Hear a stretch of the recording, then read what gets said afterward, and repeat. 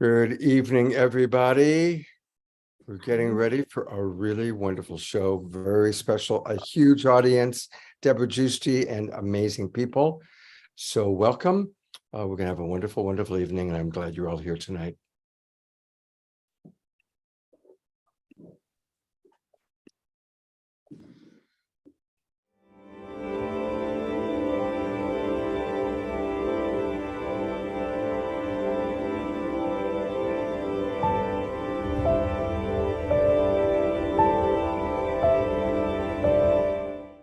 What if I were to suggest that you play a key role in the awakening world? And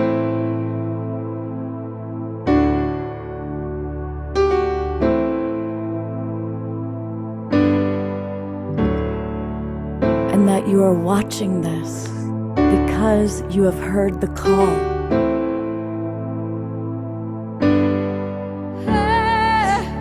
We can start right now by opening our hearts and minds.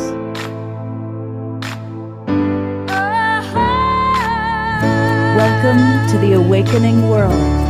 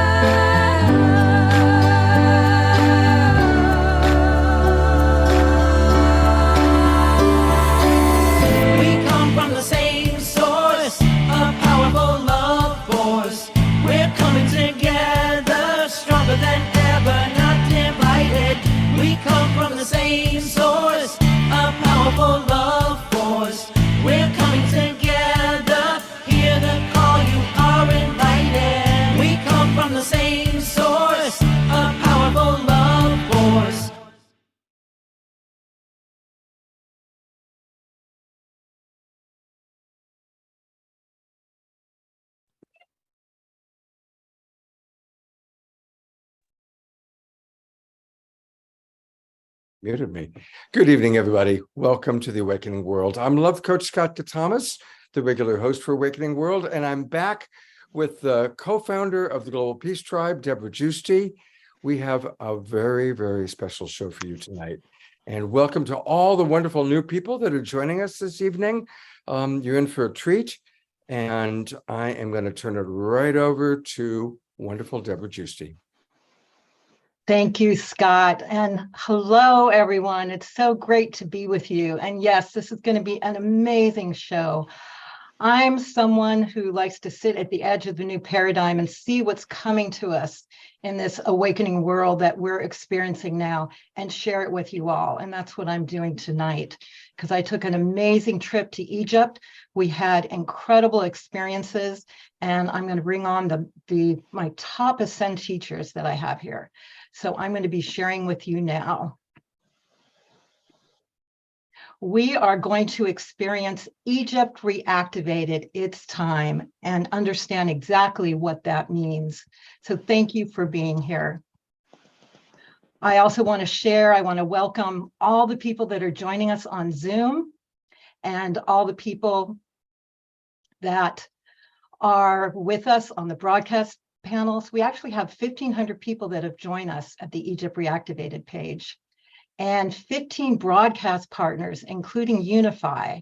And so I want to thank you for being here watching us, and thank you if you're on the replay. It's really going to be an amazing show. And okay, 1 second here.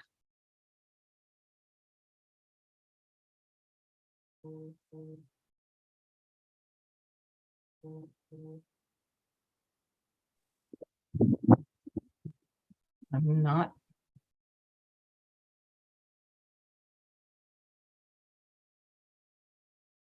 Sorry about that. I will get us back on track.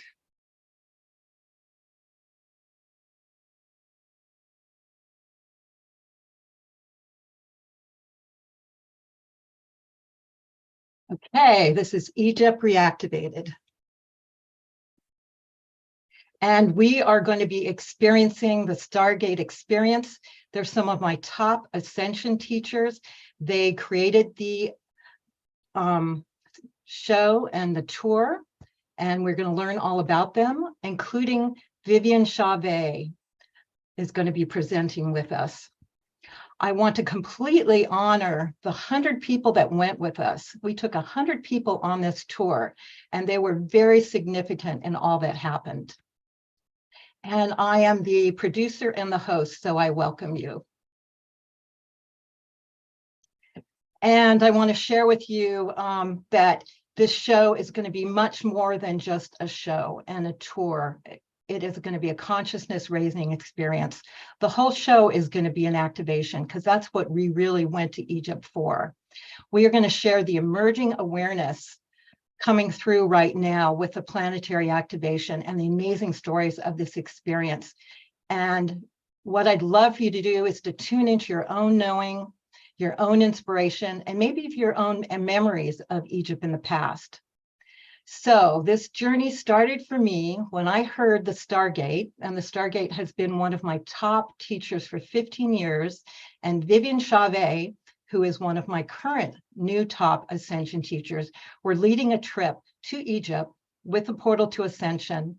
And I thought, wow, that would be amazing. Now, I consider Egypt as one of my spiritual homelands. I had been there twice before. The last time was in 2015. And my mind thought, but I don't really need to go again.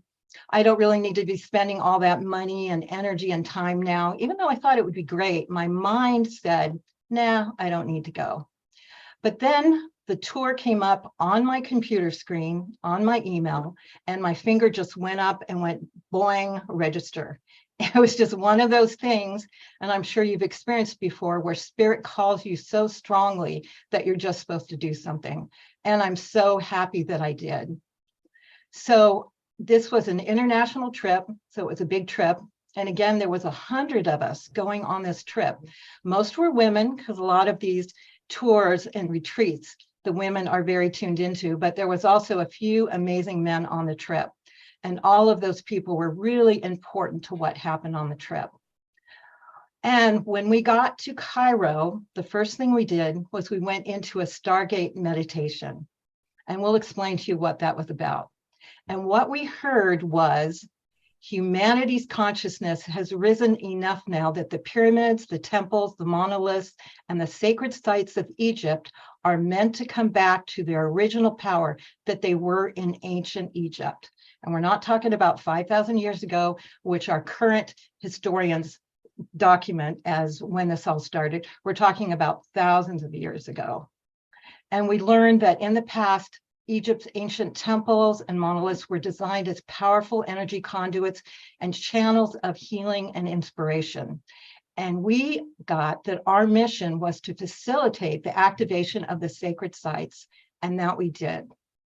So we embarked on a 10-day journey, experiencing at times and activating 2 or more sacred sites a day, and also going into deep Stargate meditations to tune into what we were doing and understand the full impact of it all. We started at the Giza Pyramid and the Sphinx, and then we flew down to Luxor, and we did many of the temples all around Luxor, including Karnak, Abydos, Osiris Temple, Dendara, Saqqara, and many more. And yes, we conducted activations. And so by activations, what my interpretation, and the spiritual guides will come on and explain much more deeply, what I experienced is we went to the strong energetic core of the sacred site. We all tuned together and got into deep coherence and deep in spirit, went into meditation and opened up sacred space.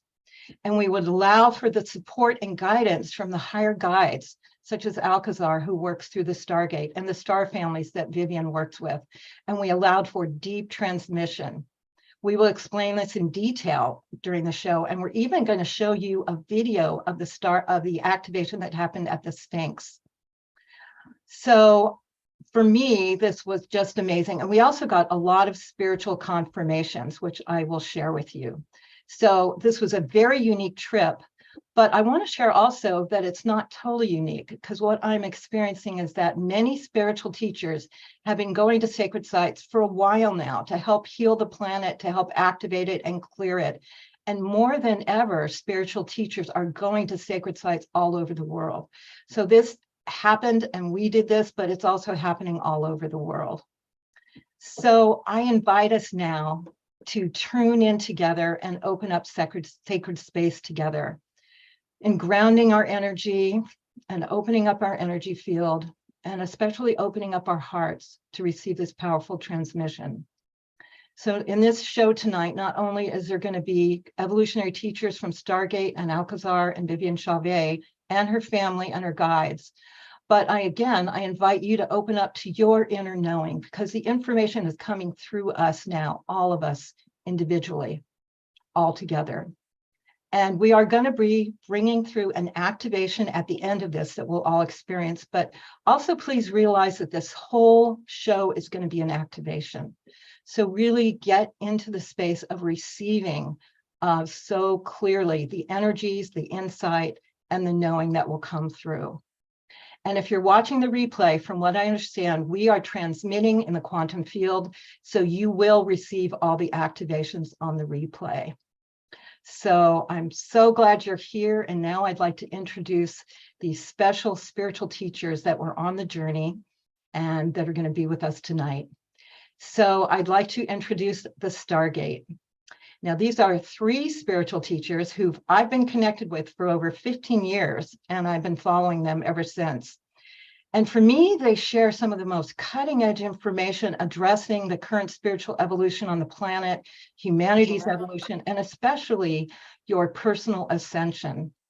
And I'm referring to Prageet Harris, who originated the Stargate, Julianne Conrad, and through them comes through the multidimensional spiritual source of Alcazar. So I welcome you now. So happy for you to be here. And I'd love for you to share a bit about people who have never experienced the Stargate, what that's about and what you share. Thank you so much, Debra. It's such a joy to be here with you. Okay, we're not hearing you. Oh. Okay, can you hear us now? That's strange. You're fine. We can hear you. Yeah, Great. okay. Okay, great. So Debra, other people can hear us. I don't know if you can. Okay, So we'll carry on. go ahead. It's really great to be here with you all. And as Debra said, this is not just a presentation, it's an experience. And we really would like to invite you to give yourself the time and the space to really allow yourself not just to listen to the words, but to be open to receive the energies that happen behind the words. So Debra asked us to talk about the Stargate. You can see one of the Stargate structures behind us right now. And this was given to me way back in 1989. In 88, I was having a massage and channeling just started to happen while I was deep in the massage experience. And it blew me away. And I'm in my skeptical self back then, I didn't believe any of it. And if it wasn't for my friends keeping again and again asking me, go on, channel again, channel again. And every time they asked, it happened. And I was in my room by myself and I said, if this is real, who are you? And I heard loud and clear, Alcazar. And that's such a weird name that I didn't think would be the kind of thing that my mind would make up. So anyway, for a whole year, I allowed Alcazar, and I got demonstrations from him, very practical demonstrations about the reality of this channeling experience. And after a year, he said, we want you to build a structure for us. It's called a Stargate, and it will be an interdimensional doorway. And what you see behind us is a product of that. It's not the first one. And in fact, this is much smaller than the 10.5-foot one that we usually work with. And it is an anchor for a higher dimensional consciousness. And if you're new in this area, that might sound really weird. That's how it sounded like that for me when Alcazar told me. And he said, well, it's very similar to your physical bodies. Your bodies are a structure which enables a higher dimensional consciousness to be here on the planet. So that helped. And as we work with this, we activate it. And with the activation, it creates an incredible energetic field. And Jules joined me, how many years in ago? 2012. So Back in, yeah. over 10 years ago now. And for me, the power of this Stargate is that it enables people to have their own direct spiritual experiences. And so the sacred geometry is an anchor for this high vibrational energy field. And as you simply relax into it, your own awareness expands and you're able to actually feel subtle energy, even if you don't normally feel subtle energy. One of the beautiful things about the Stargate work, Alcazar says again and again, there's nothing to do. It's about relaxing and just being bathed by these higher dimensional energies from many of the enlightened beings that are available to support humanity, whether it's the Ascended Masters or the many, many star families and other beings from other realms and dimensions. We are part of such a large, complex creation that we've only experienced a really small part of in this third dimension. And the Stargate is about helping us reconnect to the vastness of all there is. And the reason the Stargate is known as an interdimensional doorway is because that high vibrational energy field, its anchoring and broadcasting, are actually like the frequency ranges of our multidimensional universe. So when we were invited to go to Egypt by Portal to Ascension and New Realities crew, we got a big yes, which was a surprise. Yeah, I've been asked to go to Egypt. Well, ever since I've had the Stargate. And each time Alcazar said, no, not yet, not time, don't do it. And even though I've wanted to go for my own personal self and also to share it with others, it was always a no. But then when we got asked, it was instant yes. Such a strong energy. Didn't know why at the time, but it became very, very obvious when we connected with our dear friend Vivian and her insight from the galactic and the universal point of view. And then it was like, hey, it's time. It's time to start the process of reactivating these incredible structures and the multidimensional nature of those structures as well. So it's been amazing, and we really want to invite you to really tune in and experience this journey with us as you get a taste, as Debra guides us through the different places that we went to. Over to you, Debra. Thank you so much. Amazing, incredible explanation of what you do. And it's so much more. So looking forward to it. So now I want to bring in Viviane Chauvet, and she's another one of my top new Ascension teachers. I've been connecting with her for the last 4 years, and I found her information very high level and specifically addressing the Ascension taking place now. And she is a very unique being because she is what's called an Arcturian hybrid. So what that means is she was conceived in the ships by an Arcturian father and a human mother, and planned for what I understand thousands of years to come at this specific time and be with us, an Arcturian soul in a human body. So quite a journey. And I've watched her grow and flourish, and her activations is amazing because she has direct access to her star family when she does this. So Vivian, can you share with us who you are and what that really means? Thank you so much, Debra. What a lovely introduction, and especially coming from a distinguished spiritual teacher like yourself. It's absolutely amazing. As you mentioned, my name is Viviane Chauvet. I am known as an Arcturian hybrid, but the hybrid part of myself is my body. So as a soul level, I am an Arcturian being. I'm a soul aspect of my Arcturian avatar. I have chosen to be specifically physically on the planet at this time of the reascension process of an entire planet. So I have very clear memories as an original Octarian being when we first consulted with our elders and our group of elders. I told the council, I said, we have been monitoring the probability of the timelines of a planet called the Earth in the Velatropa sector, which is your solar system. And I said the probability of coming into alignment, I feel that it is important to send me back to the planet, but in a physical vessel that will allow me to be on the planet as opposed to remain in my original form and communicate with channels or teachers on the planet. So this is why I chose to return in this physical form. So I always says the hybrid part of myself is my body. Who you're communicating with is the Octarian being that I am. This is why I speak differently, I think differently, and I will perceive reality on a whole different level.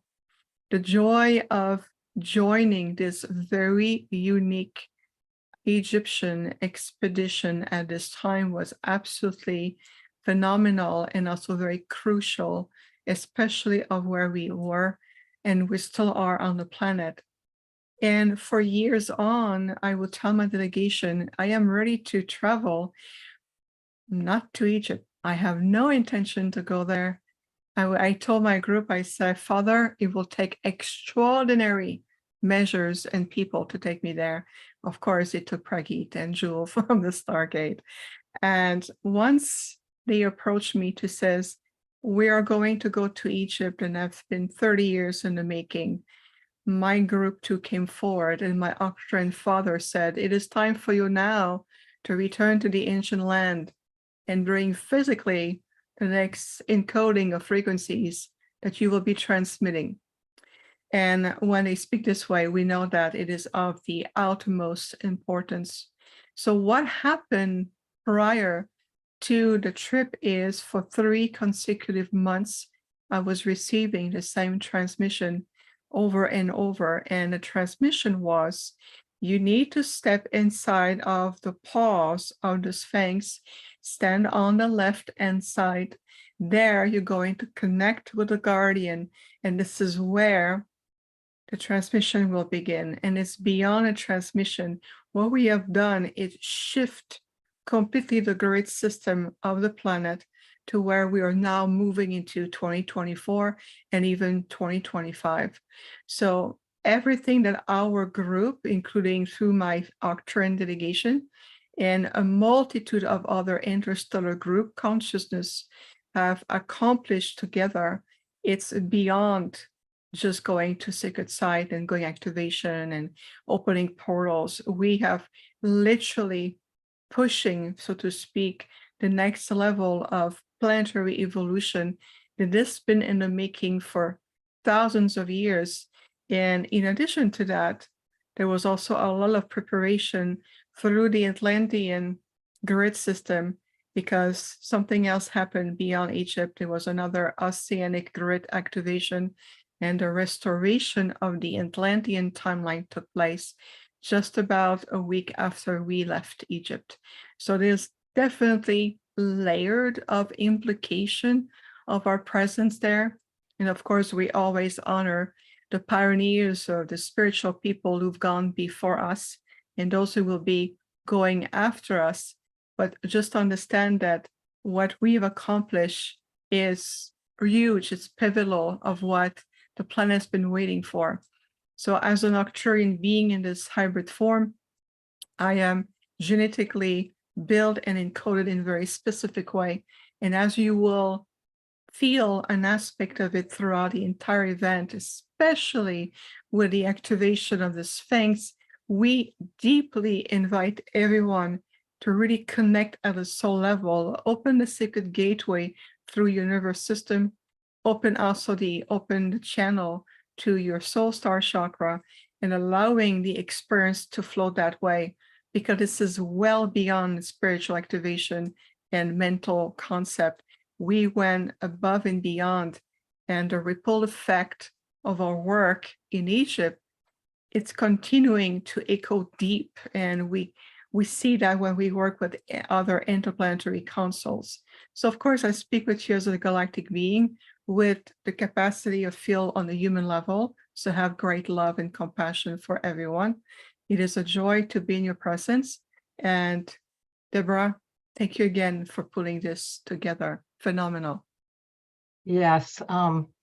So everyone, didn't I say this was going to be an amazing show? We're just beginning. So thank you, Vivian. So I would like to begin now.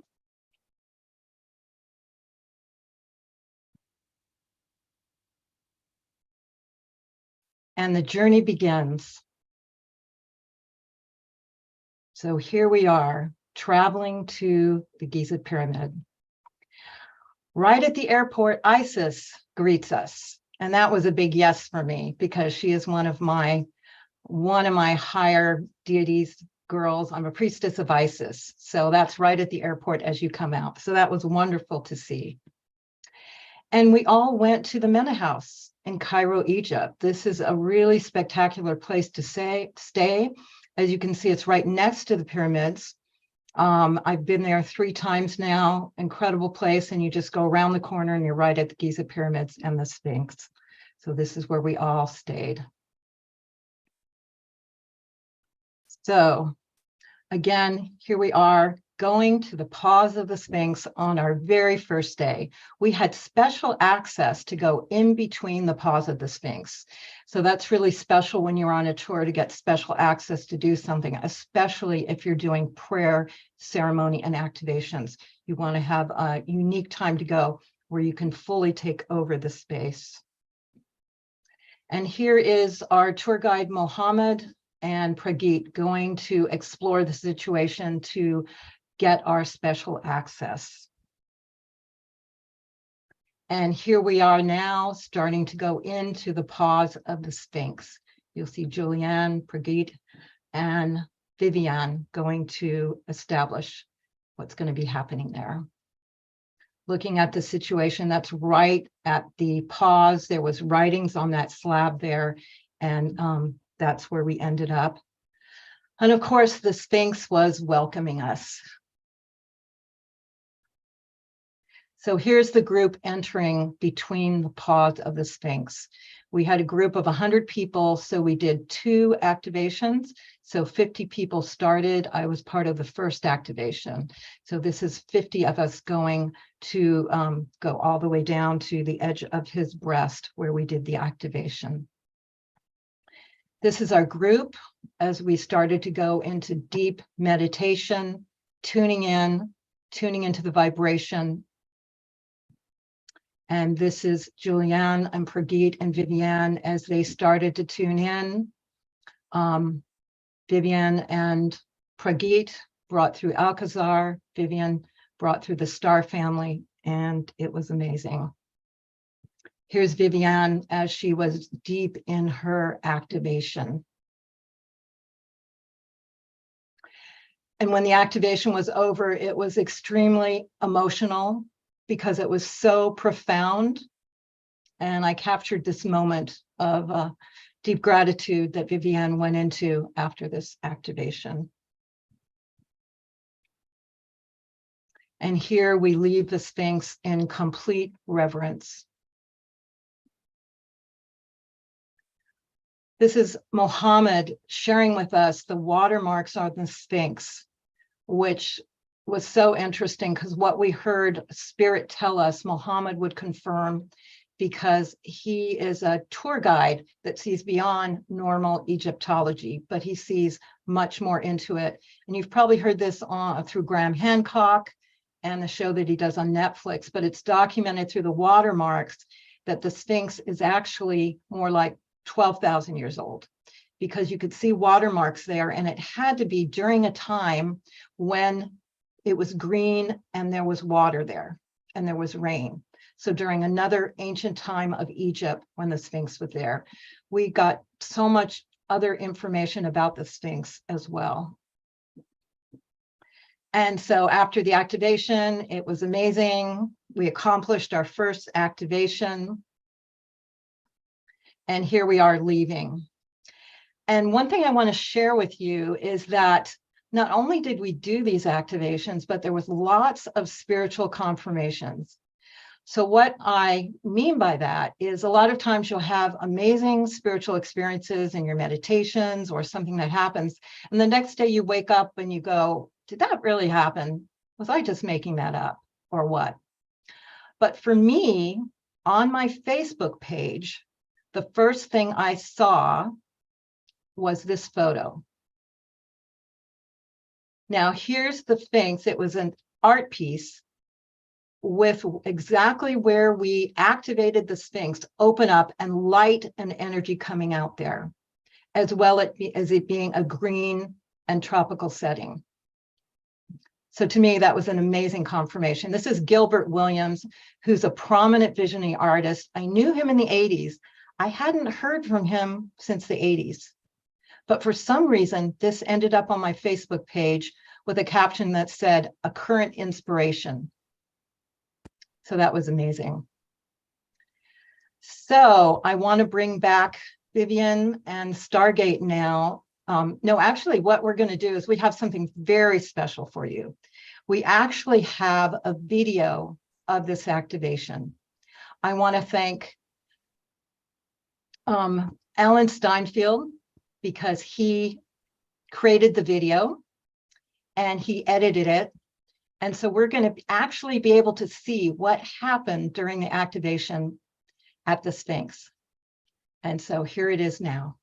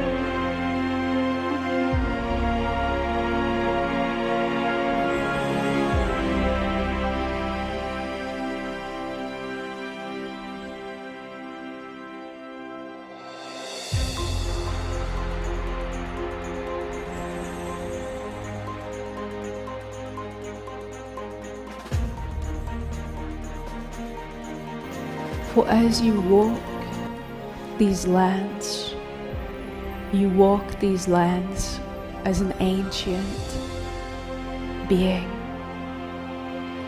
here incarnated with a forgotten past.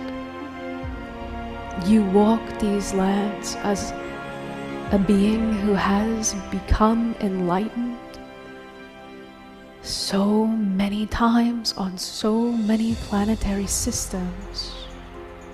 You are living in a fractal, holographic universe. For as you walk these sacred sites, they have been the focal points where so many civilizations, enlightened beings from your stars, have implanted templates of higher knowing, have initiated human beings in your past. These are sites rich with information fields that connect far beyond your earth to the stars.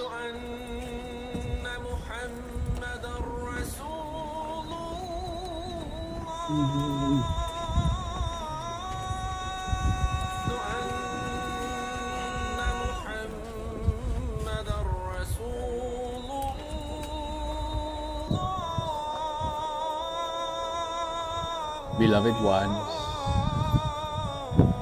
you can hear those sounds around you. They are, in their own way, wishing to connect with Source. So do not allow those sounds to disturb you.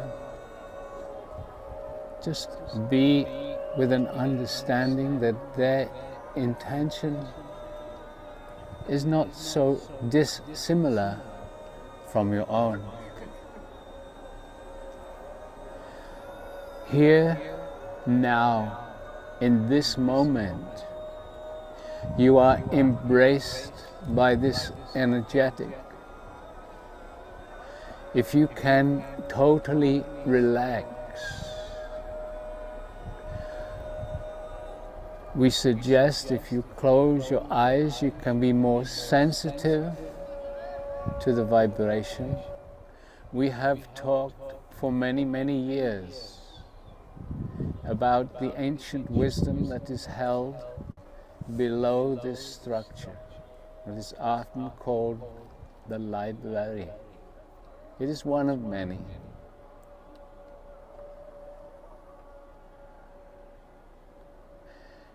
It has been protected here. We have also had for more than 30 of your years an etheric Stargate right here.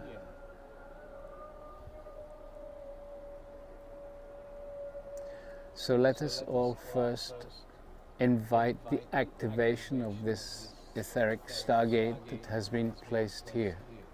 So asking with feeling, we call for the activation of the etheric Stargate between the paws of this great Sphinx. And beloved ones, the hieroglyphs above these three show that there is a second, or was a second Sphinx here on this your Giza plateau.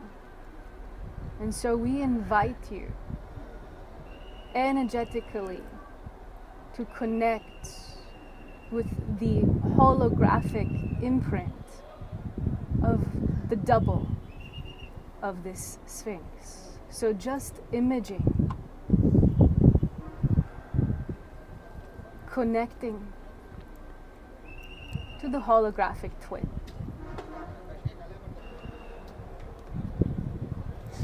There are many stories, many arguments, discussions about this structure.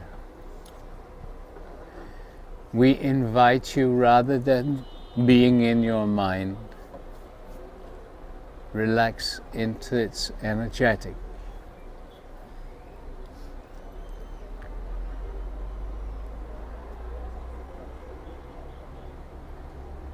And we will ask when she is ready and available, our honored guest, Vivian, to share a greater perspective on this experience.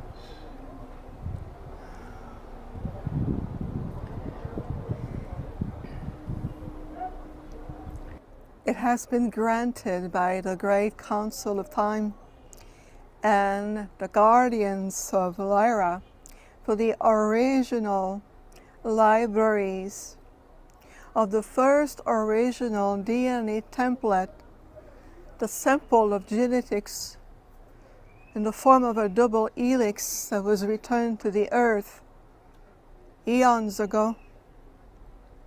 The guardians know of our return, and we have been transmitting codes to the genetics material of this hybrid directly from Arcturus. We have been preparing for this momentum in history with the Arcturian High Council. The necessary codes, the keys, have not been allowed to be returned to the earth and to the sacred archive that this guardian of time has volunteered a long time ago. to come and safe kept the ancient archives. And the reason why the codes are being transmitted right now is because of all of your work.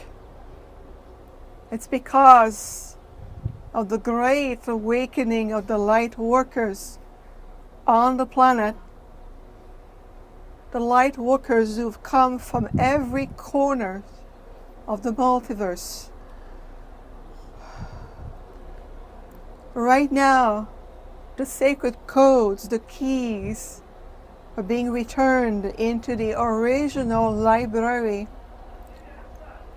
At the same time, the transmission has been returned back to also in Uluru with the Pleiadians, who are also receiving the second set of codes. They're twins codes.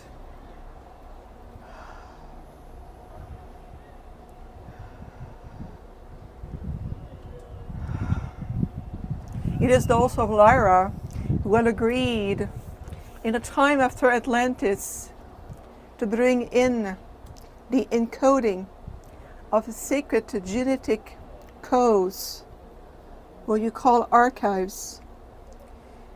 In terms, these codes will be reflected into your own genetic material as markers, interstellar markers, that each and every one of you are keeping right now. And as you're allowing your consciousness to evolve, those markers will become active. What we are seeing right now has been foretold and foreseen for a very long time. The potential of the timelines has come into fruition. Again, it is because of your collective work.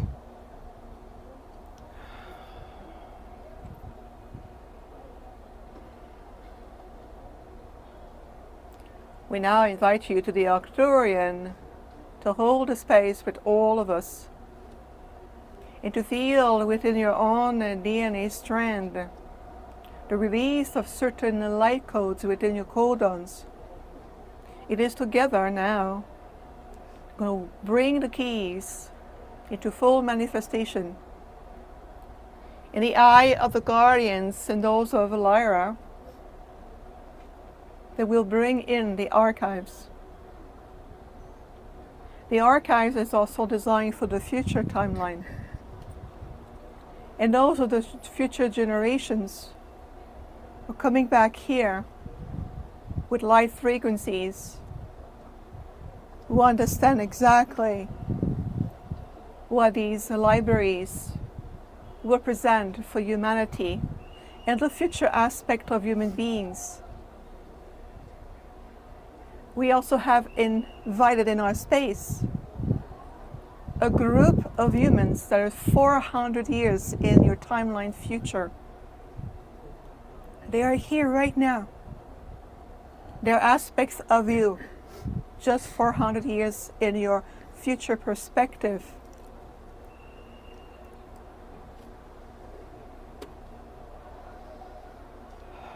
We're going to use the etheric Stargate to amplify the activations. We invite you to hold a space with all of us. Many groups have come for this historical moment. We are honored that our emissary is being used as a vehicle, and all of you are also transmitters. We say that with love and respect. Let's hold a space together and feel through your spinal column and your entire nervous system the transmission of light into the archives.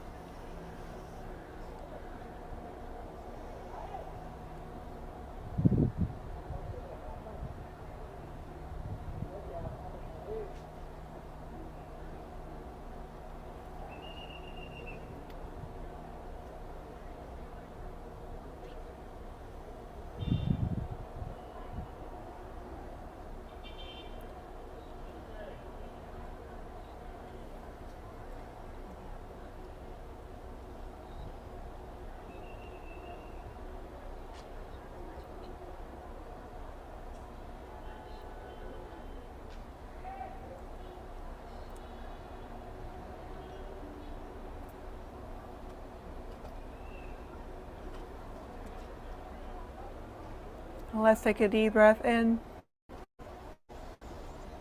and release. The first level of encoding has been successfully implemented. You will now release the emissary and return her consciousness back to you. In gratitude, we thank you. We are honored to be here with you at this time, with all of you.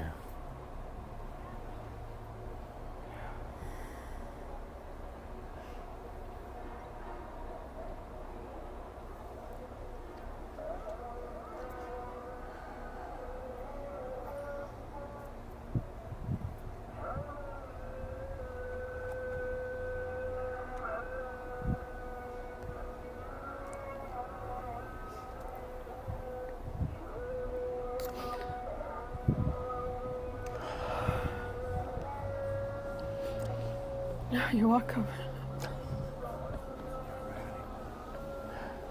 Oh, this is so beautiful.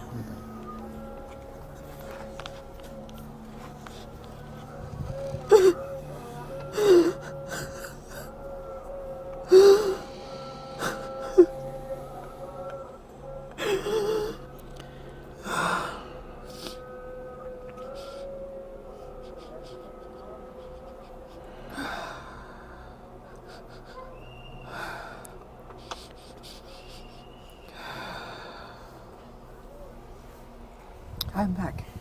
Thank you. Thank you.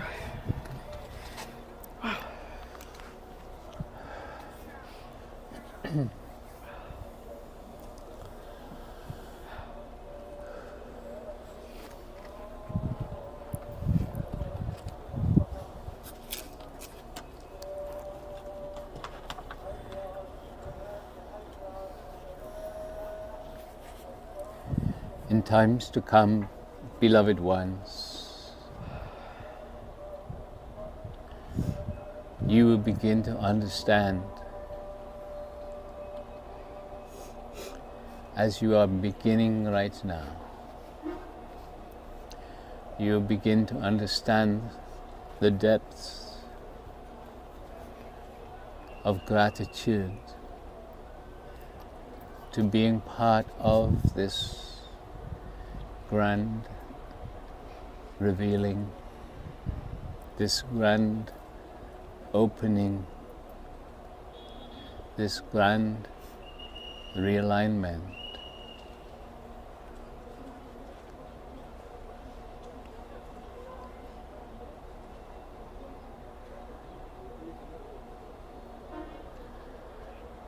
As you have these experiences,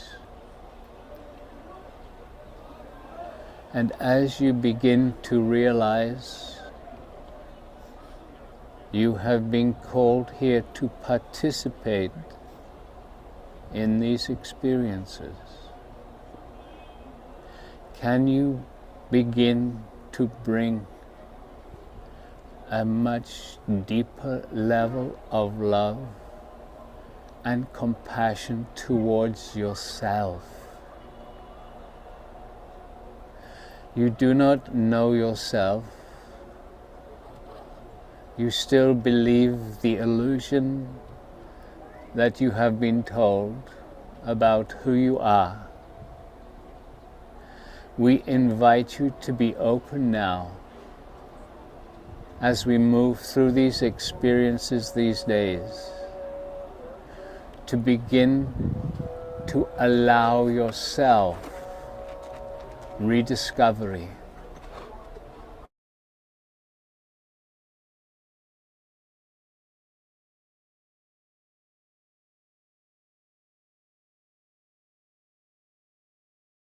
Yes. I'm so happy to be able to share that with you. And again, acknowledging Alan Steinfeld of New Realities, who captured that and edited that, because it was such a magical moment. And I want to bring back the Stargate and Viviane to share even more in depth, and hopefully Alcazar to share more in depth of what went on during that first activation? Well, as you could see, the energy that Vivian allowed to come through her physical body was absolutely amazing. And the words that were brought through her about bringing in these new codes and implanting them in the library, and also the connection with Uluru as they came in together. And in fact, we're going to be traveling to Uluru with Viviane, although we haven't announced it yet. I guess I've just let the cat out of the bag. But perhaps, Viviane, would you like to start to say how it was for you? Because it was so obvious that it was even a challenge for the physical body, because so much was coming through in those minutes there. Deep breath. Yes, thank you, Pragit. And it's the first time I watched the replay ever since we came back. And the fact that you were sitting next to me and helping me to bring myself back in my physical form really meant a lot. And of course, Jules, I can feel you were holding such a level of sacred space. That was a really fascinating transmission. And you can see my husband, Peter, was also next to me. What happened is that immediately as we sat down between the pause and we were getting ready, and of course, Balthazar came and then opening the space, my body went into an immediate high frequency transmission. And you can see in the video that my body is oscillating back and forth. It mild on the video compared to what it was. And even Peter, my husband, he said, at some point I couldn't touch you. He said, I have to release my hand off of my arm because he was unable to sustain the frequencies. So what happened that day is that 4 distinct group consciousness came through me one after another. And as you mentioned many times before, Pragit, is I have no need to channel. I'm simply becoming a conduit, a direct conduit for those group consciousness because of who I am and the way my physical vessel is built. But the level, the transcendence and the level of the purity of the frequencies was so beyond that my vessel wanted to break in tears, and it was the only emotional and response that the body could find. It was to the release of water element. And you saw me sobbing at the end because I understood, I saw the grand design that this activation or the release of a new series of codes like never before finally were able to be returned to the earth without harming anyone, without causing a polarized counter response. This is something we've been waiting for thousands of years. And the set of twin codes that was being transmitted at the same time through Uluru with the Pleiadians, the High Council of the Pleiadians, and many aberrational elders in the etheric form was there. And an old friend of mine was there too in Uluru. He passed on into the light, but he's well known. Cliff Mahody. I saw Cliff Mahody telling me, I'm already in Uluru working. So those twin light codes coming back to the planet at the same time, what we were looking at is the binary aspect of the 2 timelines of 2023 and 2024. So the work we have done in 2023, we're going to continue the next level in 2024. And that's why we call them 2 binary timelines. They're like binary star systems. So what took place just at the Sphinx alone was just above and beyond. And so it's going to pave the way for the groups going to come after us and next year and so forth. And the archives is the reflection of the archives that we finally carry in us. It's finally being revealed to us, the true aspect of the universal time matrix original template or the celestial human template, if you want. And finally, we're reaching that point. It is extremely emotional because I understood the implication of our journey and what we were doing there. And the fact that 4 group consciousness came one after another, the level of frequency could be enough to, we could feed the entire city just by energy. It was so potent. And we were very well supported by the energy of the group, with everyone who were there, like yourself, Debra, like Neil, Emil, and other people there who were absolutely holding space. And of course, we knew that we were able to go at the depth of when we went, because I knew also I was safe. That's because I was within a Stargate structure, etherically and with the group. And the fact that my group said, yes, you will be going to Egypt physically, in spite of what it could represent for us, that's because of you, Pragit and Jules. It's because of the group that you brought, the structure behind it. That was the only way for us to go. Otherwise, I would have done the work in a different way. So the Sphinx activation is very extremely historical and essential, pivotal, I would say, for what is finally coming and what will be possible, the potential on the planet now, through many light workers, many people working, that we reaching that point finally. And I can tell you, we've been monitoring this ever since the last ascension of Ascension. We knew by the time before Ascension, before Atlantis ended in their golden age, we already saw the potential and the future timeline, and we're finally here. But when you talk to intergalactic beings who are millions of years old, for us, a few thousands of years has not the same connotation as in your lifetime. It's like it's a long time, but we knew that the archives will be holographically resurfacing and starting to integrate themselves by sequential layers as we're shifting now more and more in the organic timeline. In a nutshell. Beautiful one. We are always honored to be with you through this one Pragit in this physical reality. Our communication and our connection on the other levels is not known to this one Pragit, although he has a vague sense of it.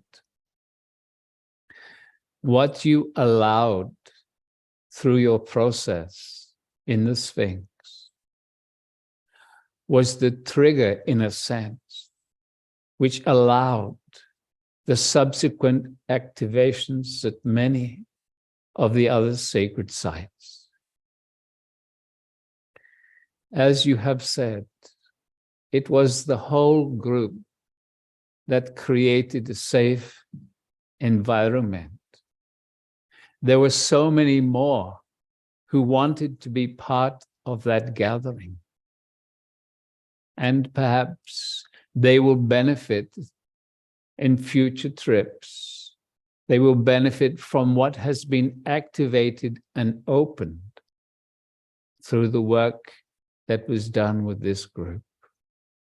And this is why we feel such gratitude, not just to yourself and those that were there, but to this one Debra, who is allowing a much larger audience to understand that change has already been started, and that the energies of this ancient land are being recalled, rebuilt, reaccessed to fit into this timeline of humanity right now. We thank you.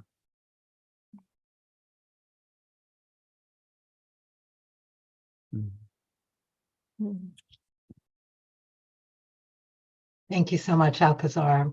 and Brigitte and Julianne. Amazing. So I think we'll go on to the next activation now. And what we did that night, we did 2 activations that day. We went to the Giza pyramid at night. We had special access in the evening just for our group to go into the King's Chamber and do the activation. So this is especially handled, and I will share with you now. So the second activation took place at night at the Giza pyramid. And the pyramid at night was amazing. It was beautiful. We went up to the door of the Giza pyramid. And when we got there, unfortunately, they took our phones, so we were not able to show pictures in the Giza pyramid. Debra, can you share your slides with us so we can see them? Okay, I thought I had shared.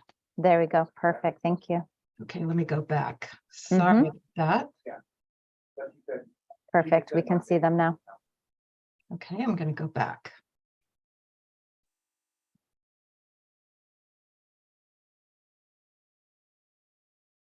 All right, here we are. This is what the pyramid looks like at night. And it is beautiful as it's lit up. This is the door of the Giza pyramid. And this is where you go in to make your way into the King's Chamber. But when we got there, as I said, they confiscate all our phones. So we don't have access to take pictures.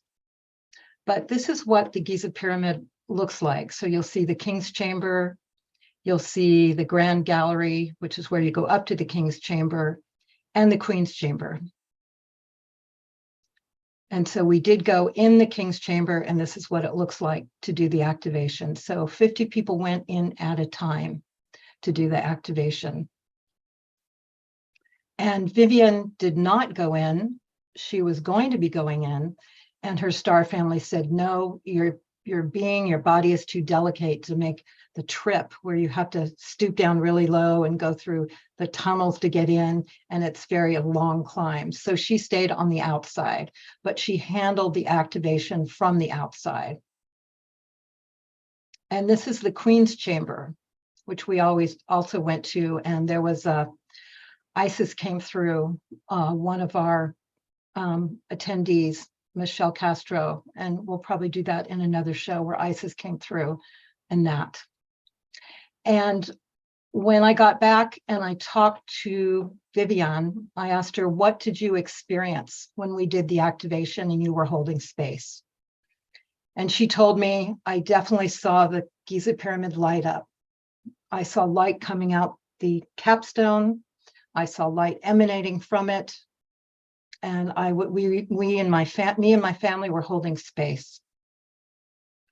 And so I want to share another spiritual confirmation that I got. And this is another photo that was on my Facebook the next day when I'm questioning, did this really happen? So this is what I saw on my Facebook. Now, this is a photo from Jason Shirka, who is doing a pyramid code program, but it just happened to be on my Facebook at the same time. But this is what we're talking about. So I'd like to bring Brigitte and Julianne and Viviane back on and share a bit about this second activation that we did the next day. Yeah, that later that night, that was a power-packed day. We went to the Sphinx, and then we were in the King's Chamber for 4 hours that night.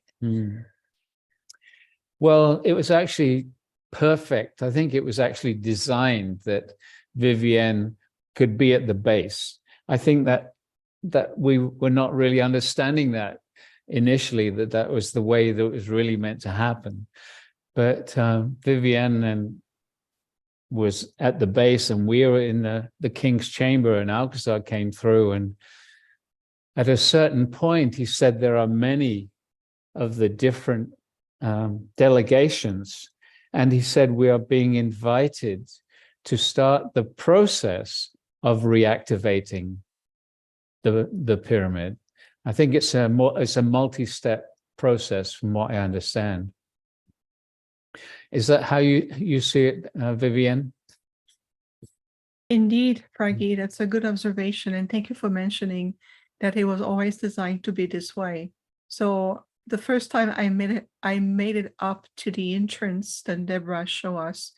I went inside, I walked, and as I made it through the main plateau. So I walked through the tunnel of the main chamber. And once we reach, when we reach the midpoint of the pyramid, my team says, "What do you think you're doing? Get out now." Because structurally, I know I look a lot human and I smile and I drink and you see me, embodying some of the human characteristic. My physical body under the hood is a bit quite different than yours. So I had no capacity to be in a such confined, humid, narrow space with a lack of oxygen. My lungs would have collapsed. So one of the guide was an angel, took my hand and brought me back to the tunnel. We were halfway crouched down, and my team is walking with me etherically, and they tell me, "No longer will you put yourself in that situation." I said, "No, I know, I get it." The beauty of this is when I went back, I didn't go down all the way down to the ground. I stay at the entrance. And this is where, as you're mentioning, Pragit, when you, Jules, and the group are inside of the chambers, this is where our part took place. And what I saw is holographically, I start to see the Giza pyramid be returned into its original form as an oscillator of pure energy. So we were at the base, so to speak, at the entrance door, working on the structural aspect of the pyramid, as you were doing with Alcazar, the activation from inside of the pyramid. And all along, it was always meant to be this way. And it's really phenomenal what we managed to do. Plus, I got permission to grab my camera with permission, and I went back inside up to a certain point. So you go inside, it looks like a cavern, and you upward, and you can breathe and you walk. So I thought it would be easy to do that. And there's a door, you go through the door, and then you start walking to the stairs. So we were allowed, Peter and I, to sit on a chair right at the early stage inside the pyramid and took a picture of ourselves. So I do have a permission, a picture, from the inside of the pyramid with permission. So through the Mohammed's group, and then it's Peter and I sitting, and I'll show that picture eventually. But it was really amazing because I knew I could feel the transmission from inside the core of the pyramid and from the structural aspect. This is where we were combining together. So when the group was done and you all exited, then I returned on the ground and we went back to the bus. But that was actually a perfect combination for the activation of returning the Pyramid of Giza for what it's meant to be. It is truly a pure oscillator of frequencies. And they have so many intergalactic groups working with us. Our delegation, as you were working from the inside, was such a beautiful collaboration. I'll always remember that. Yeah, I remember for us when we first got to Cairo, we stayed in this Airbnb really near the Gaza plateau. And it felt like the pyramids were like a Stargate that was always plugged in. And like with the Stargate work, it's really when we guide meditations that the energy gets palpable and powerful. And so it was the first time I went to a place on Earth where it felt like there was this interdimensional energy that was always turned on. And then Viviane, you started talking about like the pyramids actually originally were far more pristine and far more powerful. And there are these like layers of historical restriction. How do you see that? Thank you for mentioning that, Jules, because you're making a really good point. So we saw a retracted form of the vestige of the pyramid as you see it today. So I remember that we were staying in the Mina house, as Debra showed us earlier, and Dr. Desiree Ertak was still on the ground, and Desiree, Alan Steinfeld, Peter, and I went a day ahead just to walk on the plateau. And what struck me the most is to see how dormant the site felt to me, to your point, Jules. So it was what we're looking at is, yes, it's majestic. Yes, it's the construction and the site in front of you. It's just amazing compared to looking at pictures. And yet all we're looking at was a shadow aspect of what it was really meant to be. So when our tour began right with the Giza plateau, with the pyramid and then the Sphinx, I knew that we were there to reset the timelines, release the distortion, what we call, like you mentioned, Jewel, historical overlay of distorted energies, which we retracted in the shadow aspect, cast the pyramid in a lower form. We were there to release that cast, so to speak. Yeah. And we actually got our own like amazing confirmation through one of the participants, Ezra Bengolo, who's from Turkey. Yeah, she told us the next day that a friend of hers, who she hadn't been in contact with for many, many years, who's not really into spiritual stuff. Yes, who didn't know that Ezra was part of our group in Egypt, sent her a message saying that a channel had said that night that right now in Egypt, the pyramid and the Sphinx are being reactivated. As I talk, he said, as I talk, it's happening now. And I believe that channel's name is Stuart Pierce, and he was channeling the angels of Atlantis. And so Ezra's friend just happened to be tuning into this guy's meditation. She doesn't usually do this type of spiritual work, but she called Ezra because she actually was dreaming about Ezra that night. And so she calls Ezra up and she's like, you were in my dreams last night. You were in some kind of temple in Egypt, and you were like turning all these lights on. And to us, it's like, whoa, that's a double amazing confirmation. Yeah, incredible. And just to show you, it works. When you really start to believing in the power that you truly have, the power that you carry within you, just the synergy of your being, and you put it to good use, that like we've been doing, it really makes a big difference. So to get that kind of really palpable validation by someone who won't necessarily classify themselves as spiritual, it makes it even more foundational. It makes it even more, validating. So thank you for reminding us of that, because I remember you mentioned that. Yes, amazing. So I think we're going to go on to the next journey. What we actually did is the next morning, we left on a flight to Luxor.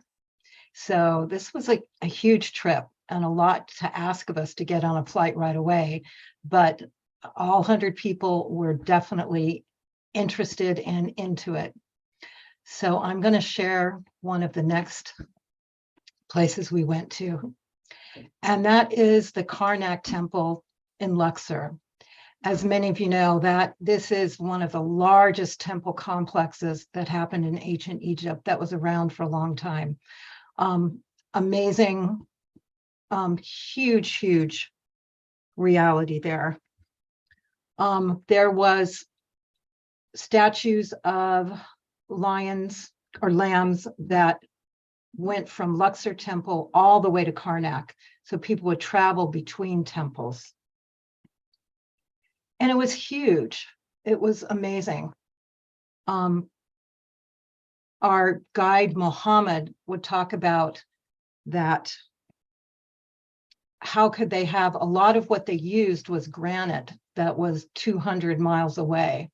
And how did they get that granite to Luxor? And of course, our traditional Egyptologists talk about, rolling on logs or something like that. But it was wonderful that our guide Muhammad would look at the hieroglyphics and show that there was advanced technology that they were communicating in the hieroglyphics to create what they did. So he would show us in the hieroglyphics there was actually some hieroglyphics of UFOs and hieroglyphics of energy machines and things like that. So he could interpret another level of technology and understanding and spirituality in what was shown there. He told us that originally there was something like 24 obelisks, and again, made out of granite, this rose granite, because this is what would hold the energy. And the rose granite quarry was 200 miles away. So how did they get it there, and how did they carve it? Humanity in recent times has tried to move these obelisks, and they've moved a bunch of them, and along the way they've just crumbled. They haven't been able to manage them. Yet in very ancient Egypt, they were able to create them, 24 of them all around Karnak. Muhammad showed us this, which signified 7 rooms, signifying 7 states of consciousness that one goes into. So this was a mystery school spiritual practice where you'd go into one room and elevate your consciousness to the next level, and you were not allowed to go to the next room until you were ready to go to that next level of consciousness. So there was symbolism everywhere about spirituality. And here are 7 ankhs that represented the 7 rooms and the 7 stages of consciousness that the Egyptians were attaining. And then we were led to a very special place, which was the Temple of Sekhmet. Sekhmet is one of the lion goddess deities who appeared. This is a special place that you have to be special request to go to. So our group went to that. Here we are as you go into the Temple of Sekhmet. It's a small temple, and there's a statue of her that you go in and you pay homage. And we went in as a group. And this is what the statue looks like. Muhammad requested that we not take pictures. So this is not the picture of the actual Sekhmet there. So we did not take pictures. But when I was there previously in 2015, I went with 5 women. And so no one had gone at that time because people thought there was political unrest. So we had the temples to ourselves. And I went in there by myself and stood before the Sekhmet statue. And I felt this huge energy coming from her, the statue, into me that almost bowled me over. And I had to ground my energy and just ground myself in there. And I felt it was a transmission from Sekhmet, who I feel very connected with as one of my primary guides and deities. And when I took a photo, this red image showed up, which was highly unusual because there was nothing red there. But to me, it signified the energy that was there in the room. So I'd love to bring back Brigitte and Julianne and Viviane, and any commentary you want to share about our experience at Karnak.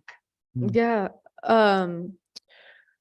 Likewise with the Sekhmet statue, there are these statues in Egypt where you go there and there's a living presence. It's unlike anything I've ever experienced before. And Vivian, I know you have your own take on that Sekhmet representation, that lion-like goddess. Absolutely. And one of the highlights, as we were inside the sanctuary looking at the original Sekhmet statue, I was standing next to you, Jules, and then we're starting to do with the small group, because we have to go by small groups to do an activation, meditation. And right away, what I did is connecting with the third eye of the statue. And what I literally saw with my eyes open, so I was using my third eye and my physical eye completely in conjunction. I literally saw the face of the statue morphing into a living cosmic being. And it was a female being, and she introduced herself as a Lyran being. And what they told me, and this is in many places, in many temples, I got very similar message. They always says, you're looking at an energetic pattern representation of something that's been depicted throughout history. So Sekhmet in reality represent the Lyran group to Lyra constellation. But what was really poignant about that moment is that the face of this female Lyran showed sadness, and I saw a heavy shadow coming through the forehead. And so right away I saw a royal blue portal opening, and my Arcturian group came through next to the statue, and I was communicating with the Lyran consciousness. And what she was showing me is that the Lyran still carry to this day a shadow energy through the great war and conflict with the Draconians, which is also very depicted throughout Egypt. And so we were helping the Lyrans as a civilization, as masters that they are, to clear themselves from that part of their own intergalactic history. And immediately, and I had my eyes open the entire time, I watched the face of the statue shifting, or allow me to rephrase that. I saw the face of the Lyran being shifting into joy, and that very heavy shadow that she was carrying around her forehead was released, removed like a veil. And that is also greatly symbology of the removal of the heavy veil on this third dimensional matrix reality for humanity. So we helped to heal a huge stigma for the Lyrans that they were the Arcturians. And once it was done, then I saw this cosmic being retracting her consciousness of the statue, and the statue returned into this inorganic movement and just stood there. Mhm. And one of the group members, and forgive me, I forgot the name of that beautiful person, came to me and said, Vivian, I speak with the Lyrans.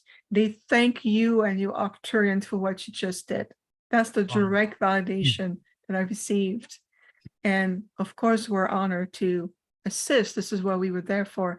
But I was very unexpectedly seeing a statue morphing into a conscious being. So that was a good remembrance of that, Jewel. Yeah. When we were on our way to the Sekhmet temple, we actually went ahead of the rest of our group through total synchronicity. Prayeet, who had been feeling like somewhat unwell that day and went back to the bus, he called me on the phone like moments after we were like kind of diverted by Alan Steinfeld, who was like, come on, let's go to the Sekhmet temple now. And Prayeet calls me up and he's like, I just got a really strong message from Spirit that we need to anchor an etheric Stargate. So to me, that was a confirmation also that we were meant to anchor the etheric Stargate there at the Sekhmet temple, which we did. Yeah. Yeah, absolutely. I remember that day, Prayeet, physically your body needed a reset and you returned to the bus, which was very wise because you were there nonetheless. And then Jules and I, when we stepped into the sanctuary, all of this happened.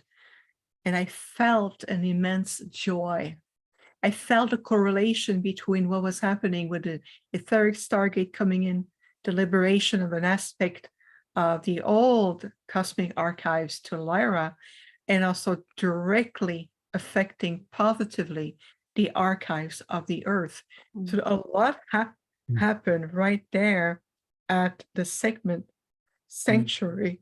And what we came to do there was already accomplished at the time. So I felt this joy in my heart. I felt, this sense of fulfillment. And my group came and they said, your purpose is done. And so when they come and really going to connect and tell me that, it's because I knew that we have succeeded. And against all odds, our restriction, don't touch, don't take pictures, or don't put your hand in prayer. You have to watch yourself in different ways. But the group says, nonetheless, you will accomplish what you come to do.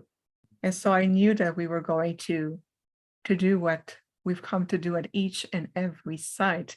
And that was one of them. Mm. I just want to say to those people that are watching this, sometimes when you listen to Viviane and she's describing what was happening, it's very difficult for the human mind to, really, was that really what was going on? And that's why this trip was so amazing. We were continuously given different demonstrations from people that didn't know what was going on, confirming what had just happened. So bear that in mind as you listen to some of these amazing experiences. Well, and also to me, this is one of the really special things about going to Egypt with Vivian, who is totally multidimensional, totally Octurian, has access to memories that many of us, we also have access to, but we've forgotten. They're in our archives, but we don't remember yet. So with Viviane, she's like, oh yeah, Sekhmet is a Lyran being. It makes perfect sense. And we also went to the Kom-Ombo crocodile temple.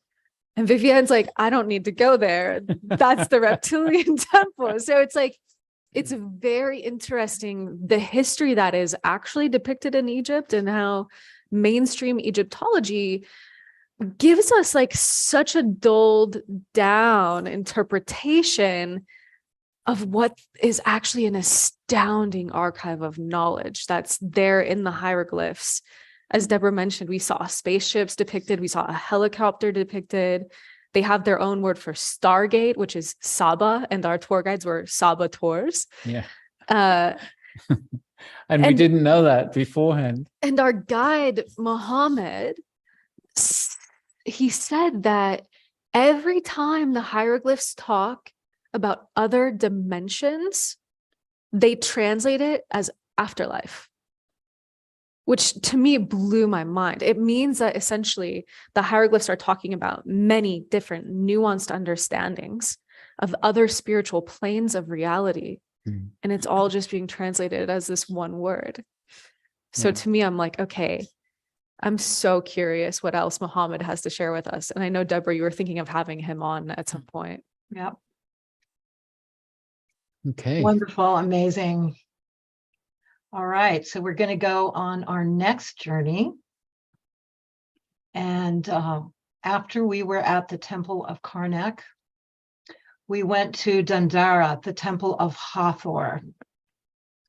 So Hathor was everywhere at this temple. And this is a temple that I felt really called to. When I was there 2 times before, this temple really lit up in my field. Hathor, again, is, and Vivian can share more about this, they are a space people, a space family that came and were really present during Egypt. And I feel like I was very connected with them. The top of Hathor temple is amazing. If you can see these huge columns, you can see that woman there, you know, just about 1/10 of the size of the columns. Just totally beautiful.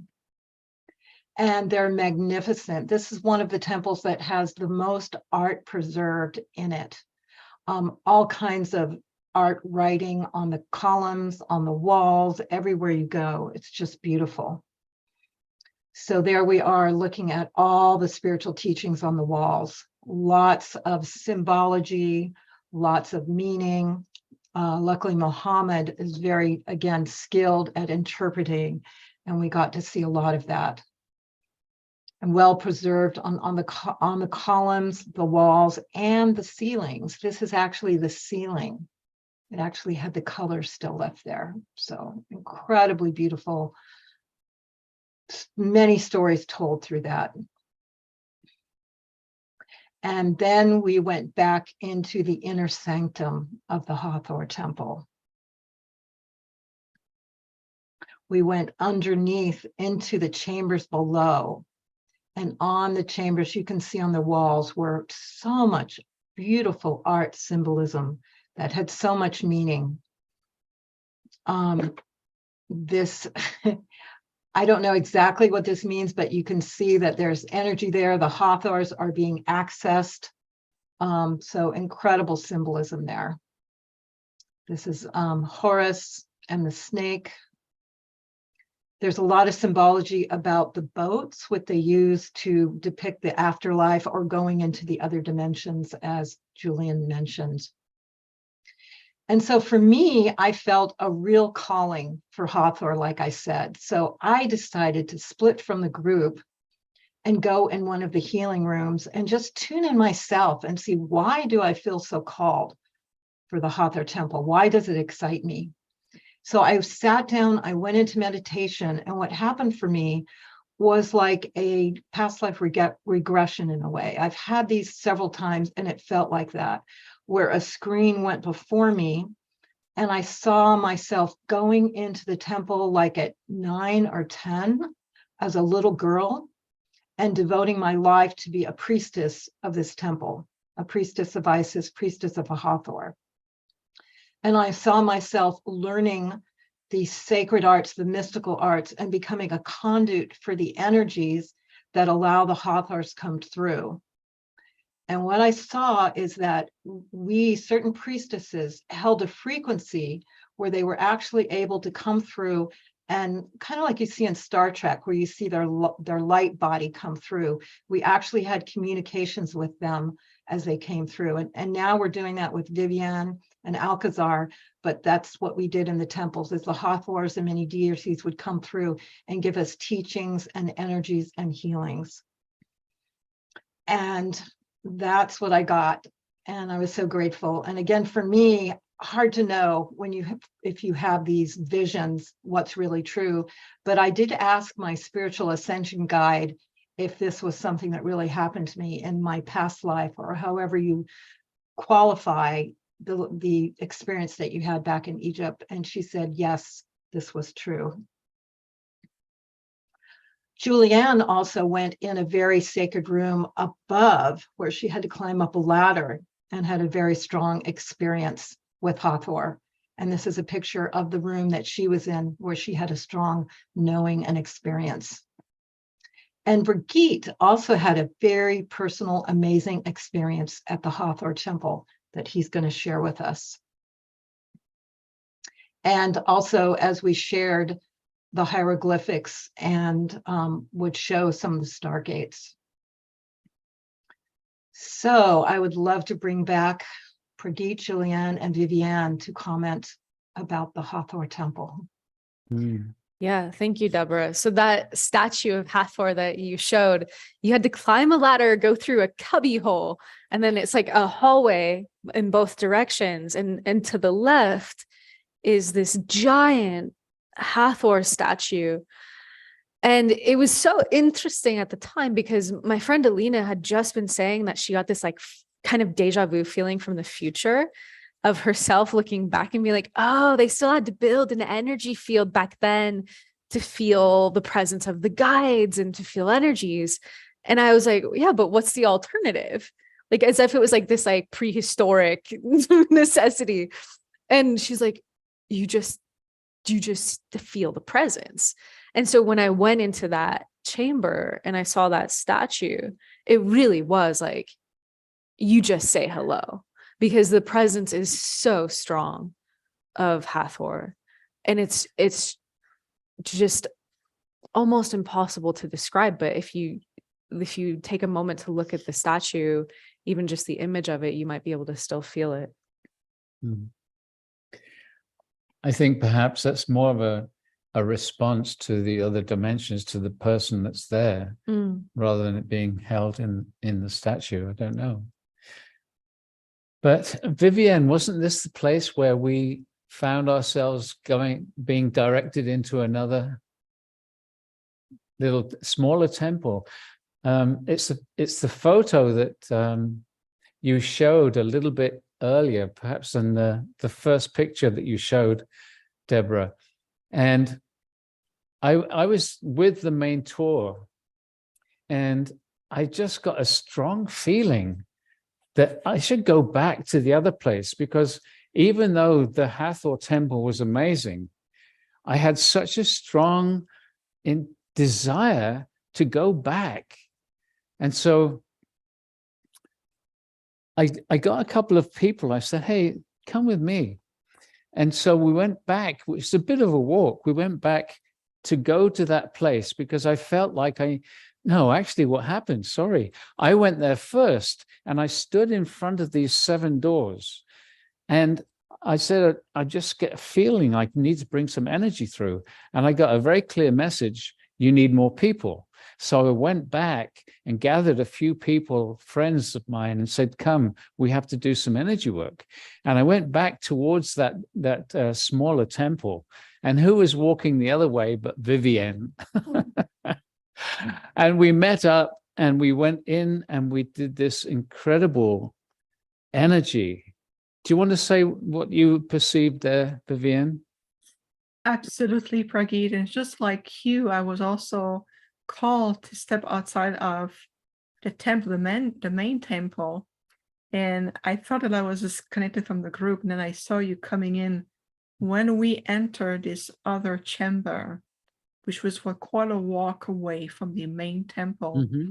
When we enter with the small group, and then with you and me standing there, the first thing I felt is the message was, you have returned to anchor the divine masculine and the divine feminine archetypes. And it was gone through you, Pragit, through myself, and of course the anchor point of the small group that you gathered. And all of us were just standing there, and I did feel a really clear buzzing, almost like buzzing electrical feeling coming directly through my crown chakra, through the spinal column, activating to the sacrum and down to the feet. And I knew that it was a place of initiation, like we were coming back in that phase of initiation, like a rite of passage.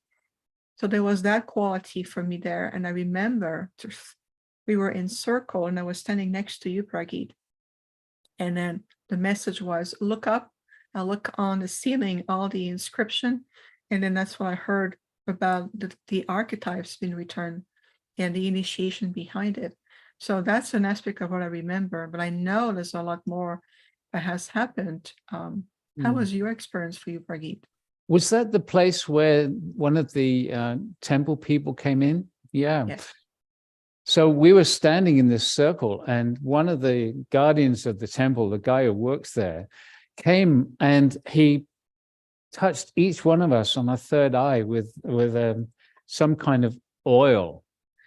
And he was watching us, and he could tell that we were really into the energetic experience, and that this was something that was not just woo-woo spiritual stuff.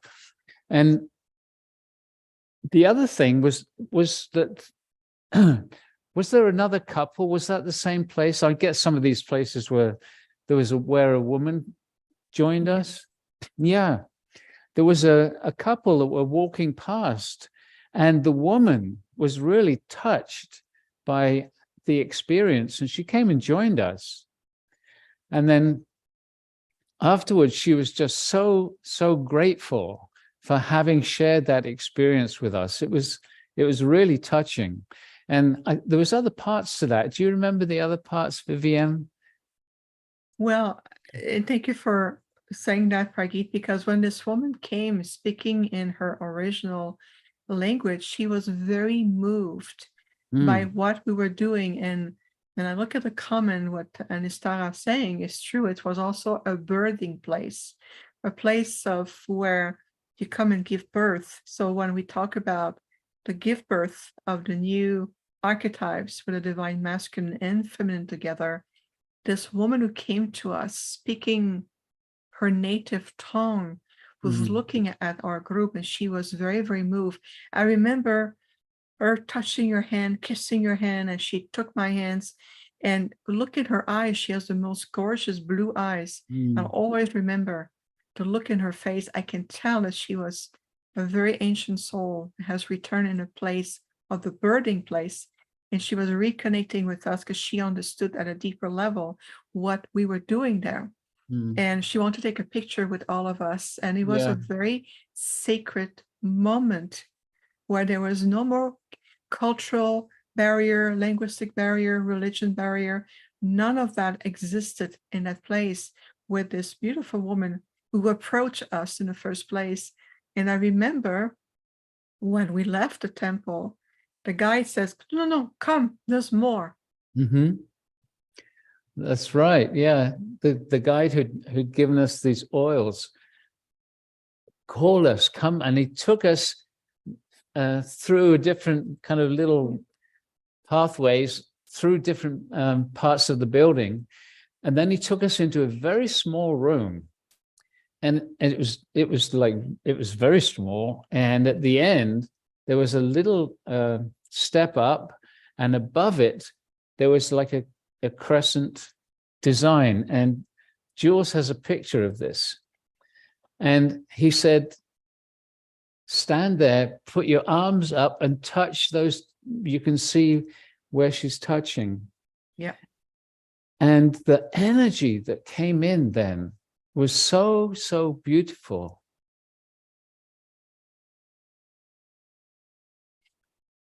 And at the same time, they were having a call for the national prayer.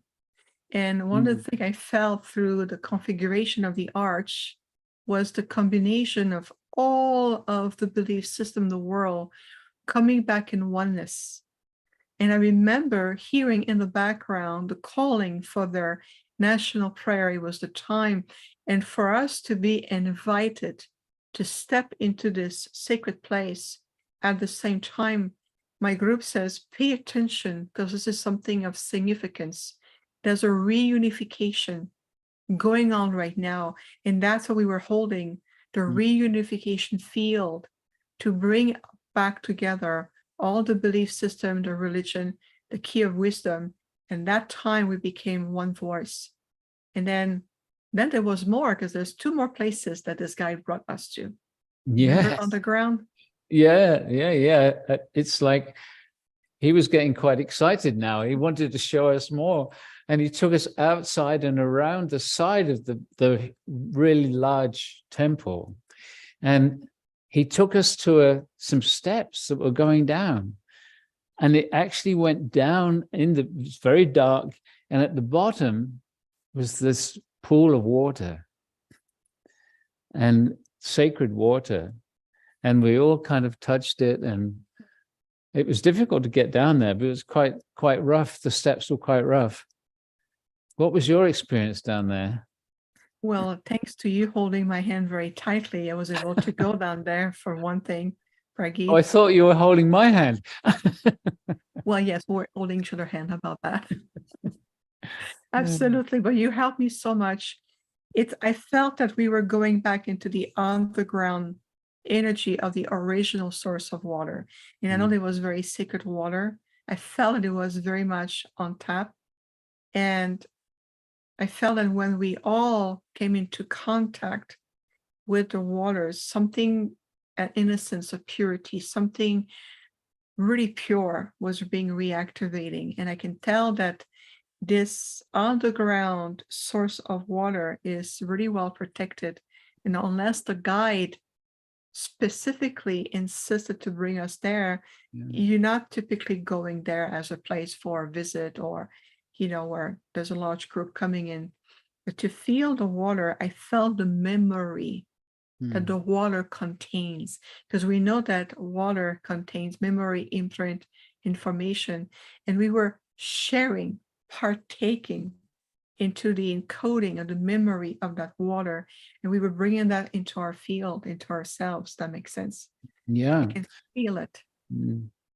And then afterwards, we kind of stumbled back out the steps, and we gave the guide a few bucks, and we said thank you, and we were about to go back, and the guide had run off and disappeared. And then just as we were about to really leave, he came back and he said, "Here, look," and he was waving some keys. He said, "Come, come, come." And he took us the back of the main Hathor temple. And there was another very small temple there, which he unlocked and let us in and to do again another little ceremony we did there. You mean that small temple that was locked for one thing? So that's why he had a key. The guide unlocked it specifically for us. Personally, when we entered that small temple right behind the main temple of Hathor, I felt that there was a very powerful condensed point. And I felt there was such an interdimensional portal that was almost feeding through the back of the temple what was really happening. And I felt distinctively the presence of this interdimensional group known as the Hathor. And I felt their presence, and they said, this is one of our main portal that is still open to the planet on this day, or to this day. And we step into it. And of course, being an intergalactic being, they know exactly who I am. They're not being fooled by these human appearances. They said, you know that you recognize this portal. And this chamber for me was particularly very powerful. And I remember how I felt like an opening right into my higher chakra system, like into my thymus area, and opening to the gateway of my higher heart, and recognizing the presence of the Hathor as an intergalactic group, not as the depiction of the statue. So I was extremely grateful that you came across me and was able to follow all around, because that temple behind it was just very potent into energy and presence. Amazing. It's like you guys unlocked other levels of the video game of the Dendara temple. And to anyone who's watching who's going to go to Egypt at some point, carry little money with you, because the guards will like come and like show you cool things, and it's nice to tip them because they'll show you more cool things. Yeah. Okay, let's carry on our journey. Hey, Debra. wonderful. All right, we have one more amazing journey, and we did so many things, so we're not going to be able to share everything in this program, but we are planning to do an episode 2 and 3 and continue the journey, and I'll share more about that. But we are going to share with you our last incredible experience and activation at the Giza Pyramid. So the very last night, we went back to the Giza Pyramid for the second activation. It was a full moon. It was last September 2023 full moon. The full moon beautifully lit the pyramid. And there I am with the full moon above my head and the lit pyramid. It was spectacular. It lit the whole side. Everything was just beautiful. And again, we went into the King's Chamber. We were not allowed to take our cameras. Vivian stayed on the outside and did the activation on the outside. And again, we went into the King's Chamber. This is what the King's Chamber looks like as before we went in, but we were not able to take pictures there. And what happened is the commander came through. This is another being that is an aspect of Preet, came through and worked together with other starships and what we actually did as a group, installed a gold capstone on the Giza Pyramid, an etheric gold capstone. Much more happened, but that was one of the peaks of what we did there. And then afterwards, we came out. This is Viviane and her wonderful husband, Peter, as we took a picture there. And again, in light of the spiritual confirmations that happened all during the trip, another picture was taken of Viviane and Peter. And this is what you probably have seen, created a picture of the green orb. Now, this was not visible as you looked at it, but the photograph captured it, just like it would with orbs and other things like that. So this was an amazing photo, an amazing demonstration of what happened. When we were in the Giza pyramid, the commander told us that there was many ships around the Giza pyramid assisting us. And so amazing photography. So I'd like to bring Pragit, Julianne, and Vivian back to share about this amazing activation.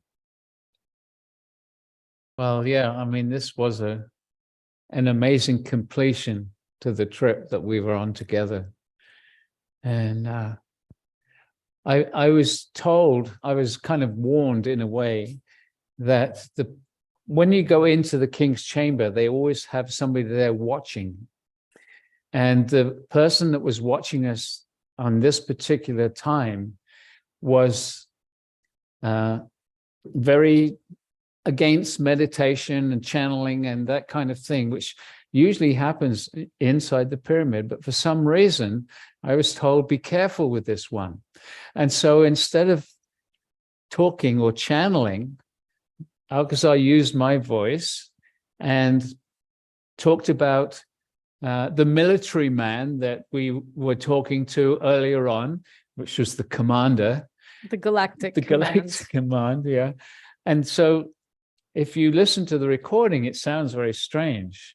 But what was happening was Vivian and all her entourage that were working at the base again, and Alcazar was saying there's many of the ships that are here waiting to assist, and he said it's possible to start the process of energizing, reactivating this pyramid, and it's possible to bring down a capstone, an etheric capstone. And he said that we had to all bring our intention together and to visualize it way up above, and then to intend to bring it down. And he said the closer it gets, the stronger your intention needs to be. And so it was a very interesting experience. I never had anything like that before. And then at some point it was like, it is done. And I don't remember much more about, we were in there for 4 hours, but that's the only thing that I can really remember. Yeah, when that happened in the first group, that we're the first 50 people who were in there. So being in the king's chamber, it's a bit like being in a sweat lodge. Oh, absolutely. We're totally drenched afterwards. It's amazing. There's very little oxygen. They don't bring air in. And the whole time that we were there, in all the different places, there was always a great resistance to us actually doing anything spiritual. They don't like it. They don't want it. We got interrupted several times in different places where they said, no, don't do this, don't do this. And there was one place when Viviane was just kind of moving her hands like that, and immediately they said, stop, stop. So it was also a very strange experience that all these very powerful, energetic places, you're not allowed to connect to the energy. Right. We actually, people in our group got caught meditating, Yes. which it to me is like one of the funniest things I've heard. Yeah. Vivian, what's your take on that second trip to the King's Chamber? Great observation all the way around. And I love not only our friendship, but the synergy that we bring, the three of us and beyond, because it flows so beautifully. Well, when we went back the second time, we have to say that in parallel, there was some tension rising in the three-dimensional matrix reality at the same time. So those tensions, just to put it this way, was influencing the tail end of the last activation. The team says there's no concern for the activation will take place. So I remain the ground crew, and this time I stayed on the ground as opposed to go at the entrance. So there was a group of beautiful 7-8 women with me, and Peter, my husband, was the anchor behind, and we stayed on the ground, and they had the guards has a large spotlight on us, and they had a guard assigned to us to watch what we were doing. So of course, don't do this, And don't do sign language because, oh la la, they're gonna let you know. So what we did is that we sat in front of the Giza pyramid, looking up like this, right at the base where the ground crew.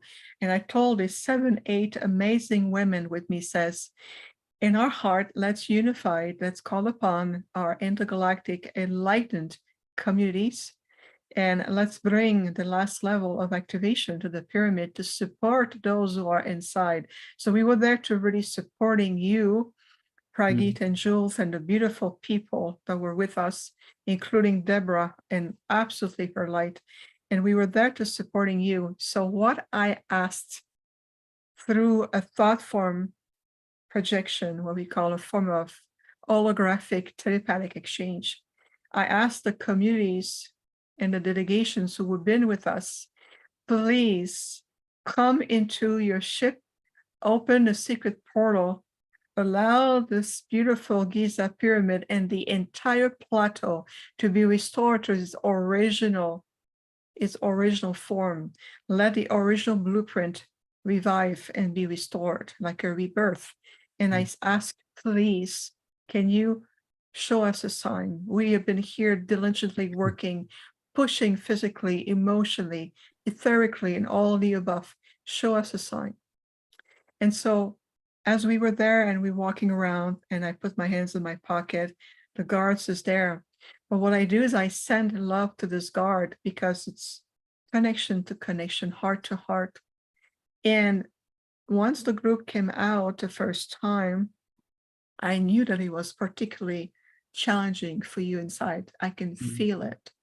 And so when you came out and this picture was taken, which Debra just showed us a moment ago, that is the direct response to the request we have made. This has been the direct response to all the sum of all the work what we have implanted, activated, held, anchored, and beyond. So if you look at this, what looks like a giant emerald green orb with some golden shade to it, you can distinctively see many intergalactic, many cosmic beings. It's a collective of group consciousness projected in their light form. And for us to see this giant lookalike orb on the picture, it gives you a taste of how huge this opening really is. So for the picture to capture this way, that's because they agreed for us to have a visual to give us the sense, yes, the work is done. Now you can leave at peace. We are with you. We have been with you. We're always working with you side by side. And that visual, to me personally, was a cherry on top of a very rich sundae already. And I really felt that in my heart.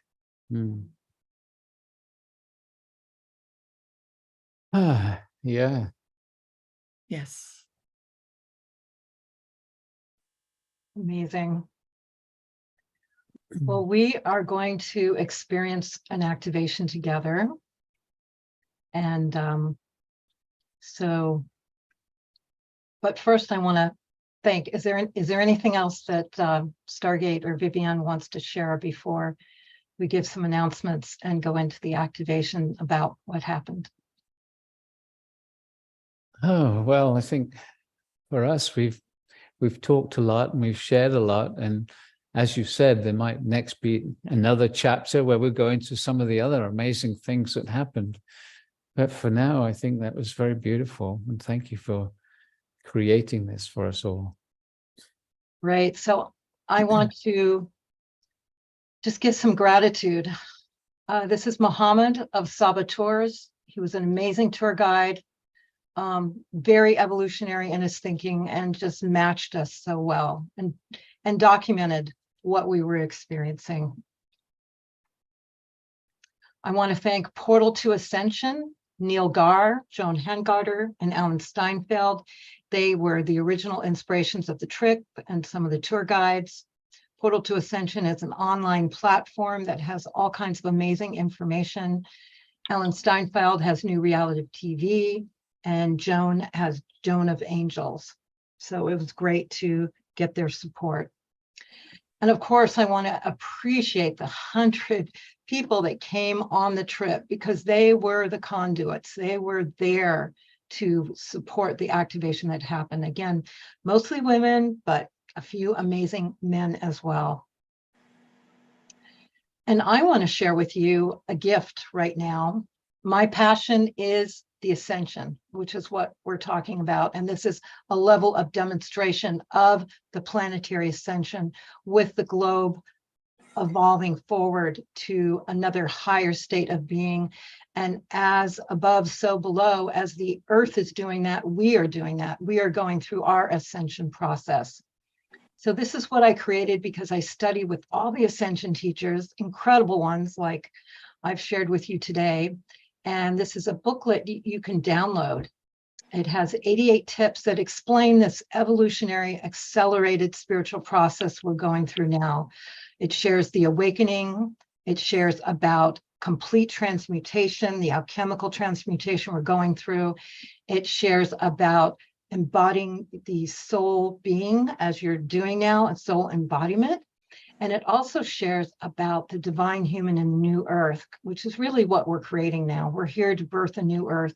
And it shares what the new earth is going to be like, why we actually came to the planet at this point.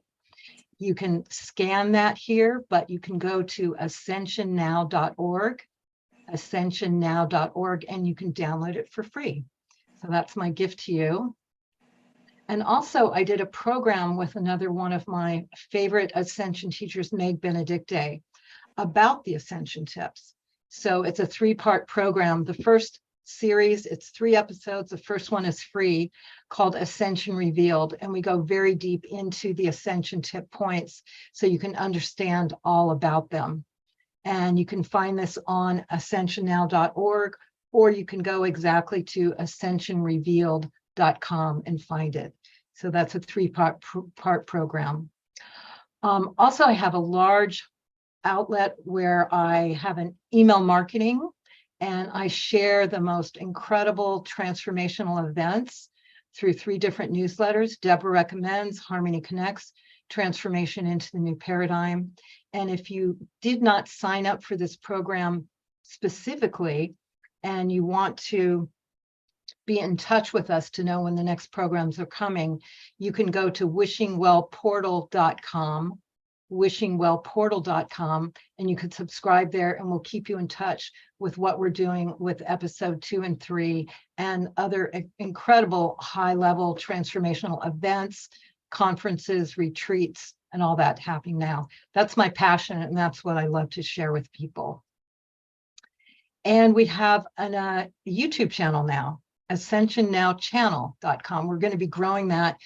If we're going to be sending you the replay if you signed up for this program, so you could listen to it again, especially people that came in late. You want to listen to the whole thing. It's amazing.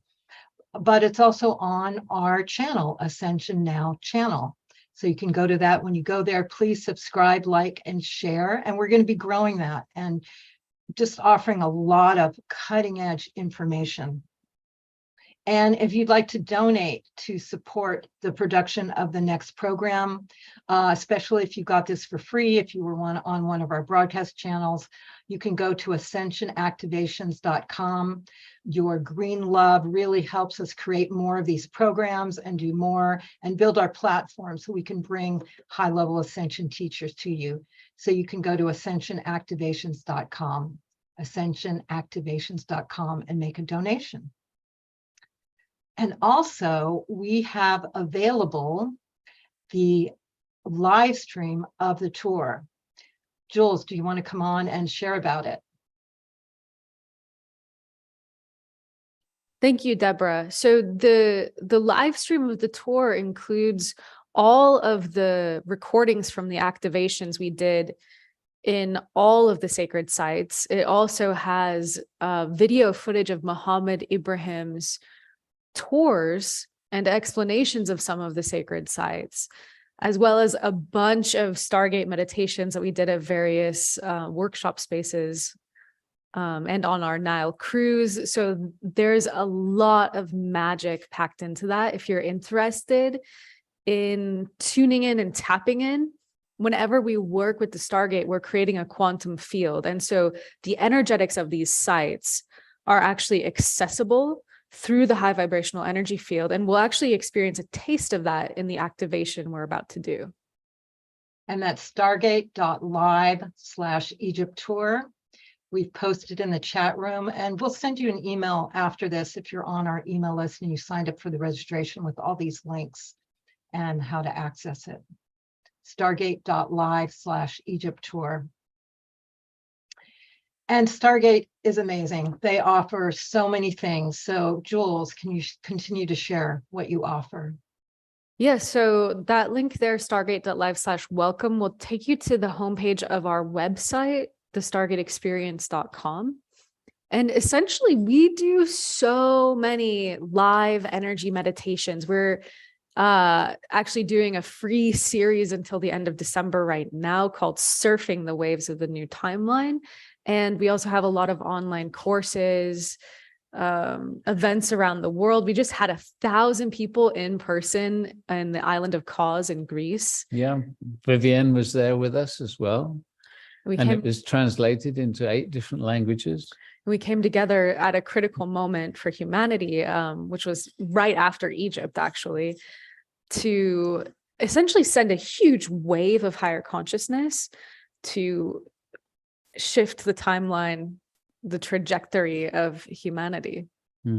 So our new series that we're doing is called Surfing the Waves of the New Timeline, where we really felt called to support our community in what has felt like a strangely challenging time for a lot of people. So you can go to stargate.live/surfing and sign up for access to all of the replays. We've been doing them since November or late October. 1 or 2 a week. Yeah. Wonderful. And now we'll share Vivian's offerings, because she also offers a lot to her community. Vivian, you want to share what you offer? Yes, of course. Thank you, Debra. So over the last 2 years, I've created an online community that is really much what we call a Nocturian online community by a Nocturian.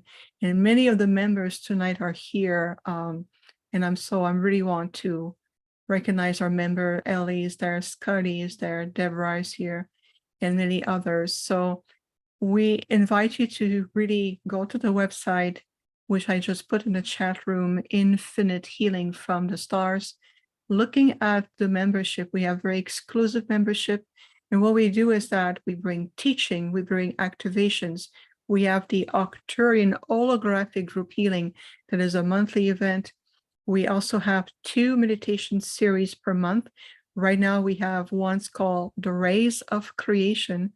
And in addition, every month I create a brand new meditation based on the frequency changes on the planet, based on where we are in the field. And that series is also available on my YouTube channel.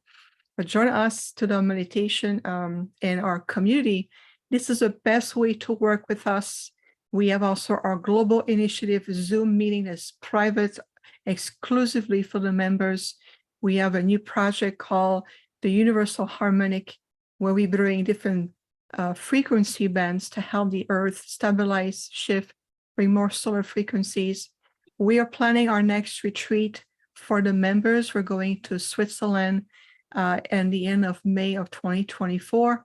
And very much the community has been growing, and it's just exploring what else possible. And that is in addition to what we do with the Arcturian Arts program. It's a 3-month program. It's starting in January. We have also an upcoming in-person retreat in Sedona, Arizona, coming up. And everything will be on the website. So definitely join us. And if you're part of the Stargate family and you're part of our community, we're surfing the timeline together very, very well. And it's a joy to be of service to you. Wonderful. And I want to share that there are a lot of tours going to Egypt, and this is a very special one that's coming up because it's actually going to be taking place during 11/11/2024 by 11/11 Ascension University. So you can contact them through their website, 1111unified.com. And they're going to be doing a very special tour to all the sacred sites. And I think you'll be in the pyramid during 1111. Very important and special to go during those incredible portals. And I want to bring Pragit and Julianne and Vivian back. And again, share that it is an intention to do another episode, because this, we did a 10-day tour and there was so much amazingness that happened. When we do it again, we're going to be talking about the divine feminine transmissions that happen in the Queen's Chamber. And when we went to the Temple of Isis, we also went to the Luxor Temple, the Temple of Abydos, Osiris Temple. We went to Saqqara. We went to the tombs underneath. We got pictures of all the orbs going there, the Egyptian Museum. And also I'd love for them to share the culmination of when they went to Greece, where 1,000 people took all the energy that we had and really continue to evolve it forward with Greece. So we're going to be sharing all that with you. So stay tuned. If you've signed up, we'll keep you in touch, or sign up with us and we'll keep you in touch when that's going to happen, probably sometime in January.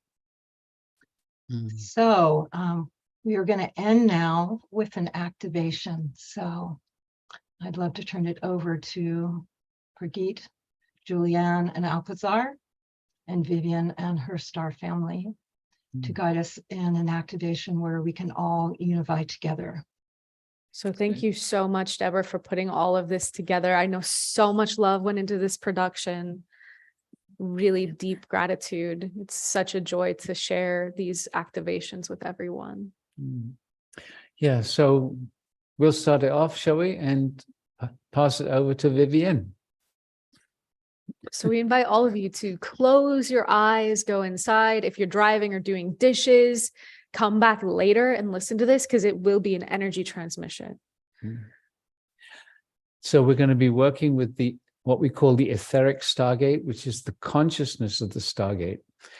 Whenever we work with the Stargate, we always connect to the energy of Gaia, Terra, the Earth.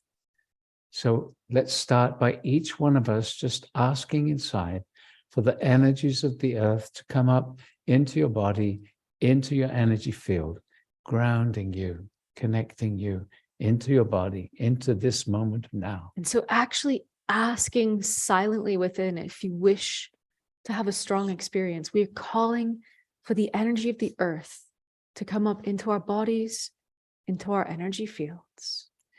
And now, throughout this meditation, there's a few things we're going to be inviting you to ask for. This is because in this way, the guides respond to you personally. If you choose not to ask, that's fine, but the energies won't be coming to you.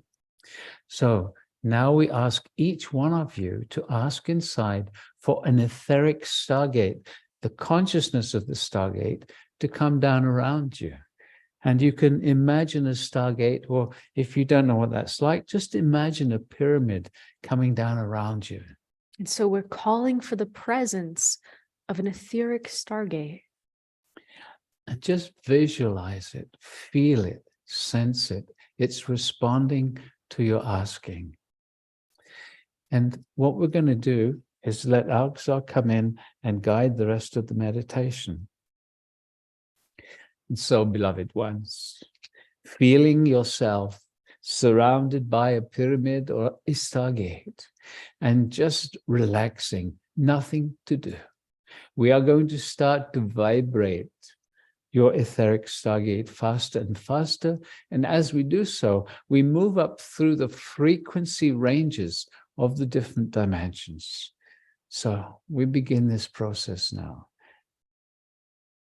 Rapidly vibrating your etheric Stargate or your pyramid, moving out of the third dimensional reality into the fourth, moving very rapidly and through the vibrational ranges of the dimensions into the fifth, vibrating faster into the sixth dimensional realities, and now merging into the frequencies of the seventh dimension, where we just pause for a few moments. And so we invite each one of you to ask inside now for a strong 7th dimensional energy field in your etheric stargate. So we call for a strong 7th dimensional energy in all the etheric stargates and all the physical stargates around the world. And as your stargate gently radiates this soft frequency to you, your own energy field will very slowly, very gently elevate until it is in harmony with the energies around you. It is not something you do. It's just relaxing and allowing. It happens quite naturally. Just relaxing into the gentle field that's being created around you if you are participating in this meditation. Very good. And so now we continue once again to vibrate all the stargates, physical and etheric, faster and faster. And so we are accelerating now through your 8th dimensional frequencies and continuing into the 9th, vibrating faster and faster, emerging through your 10th dimensional frequency bands and vibrating quite rapidly now as we move through your 11th dimension into the 12th, where again, all the stargates come to a gentle pause. And so now we ask each one of you to ask inside for a strong 12th dimensional frequency range in your etheric stargate or in your pyramid.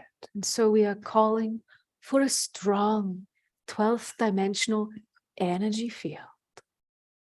And again, nothing to do, just relaxing into the softness, into the support of these gentle vibrations.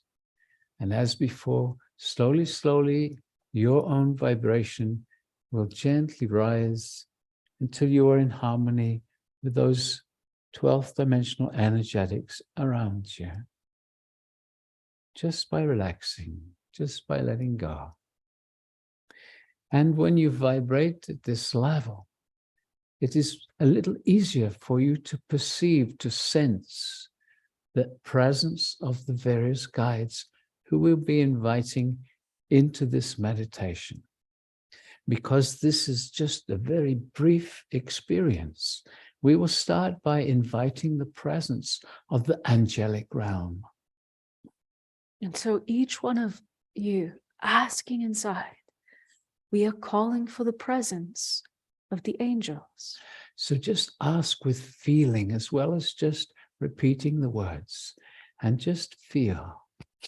Here they come, the angels, gently bringing their presence into this meditation. You can invite them to come closer. Come closer. Just feeling the support, the love, the presence of the angels. Very good. Very good. And there is one master who wishes to be with us right now. He is the one that has experienced this power and the presence of the Great Pyramids. He was initiated there, his final initiation. He is the one known as Yeshua or Jesus or Sananda. And so each one of us just asking inside, calling for the presence of Yeshua into this meditation.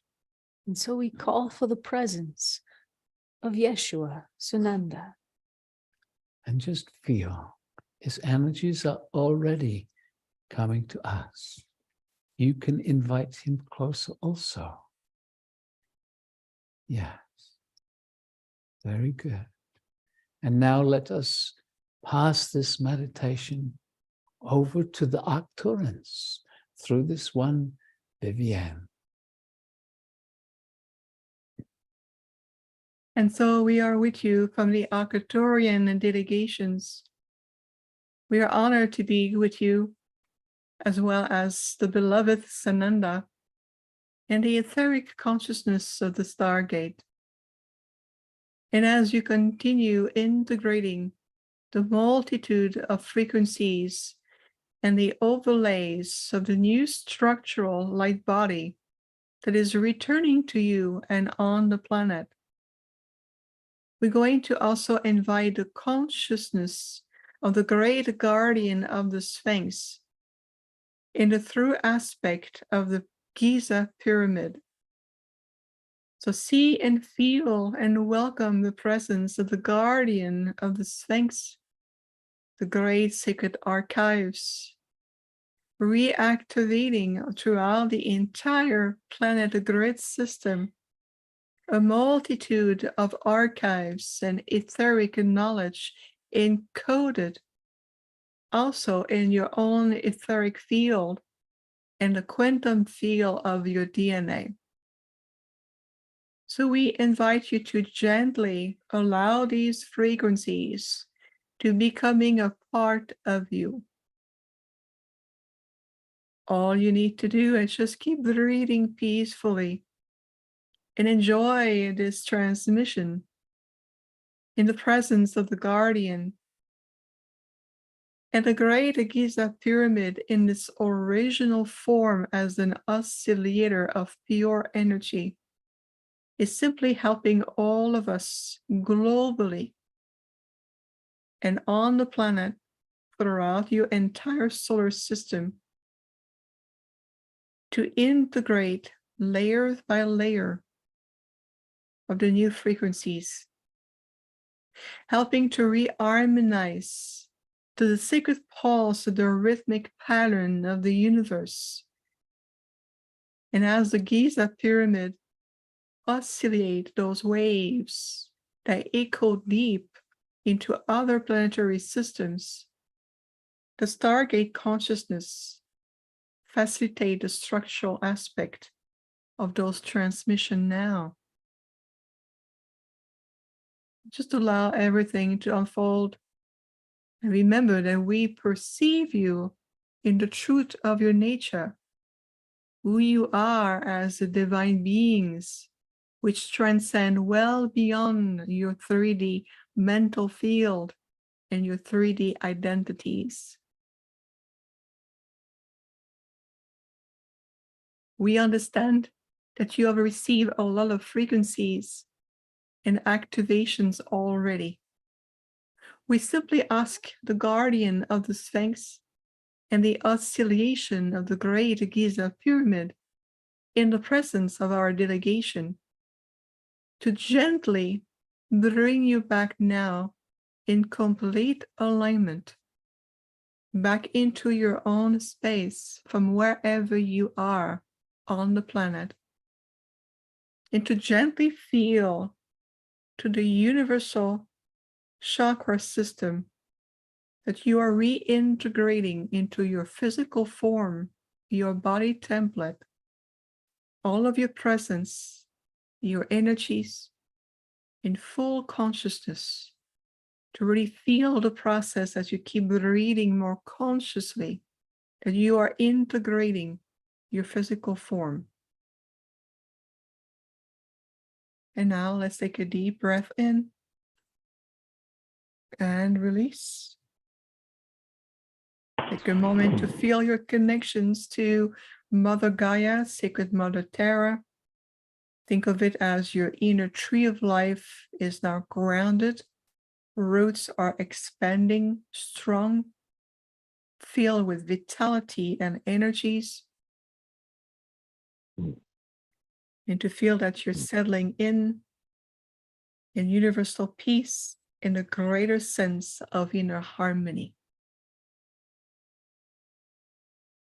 The process is complete in 3, 2, and 1. Let's take another deep breath and release. Beautiful. You are now welcome to gently open your eyes and fully return in the now. Welcome back. Yes, welcome back, everyone.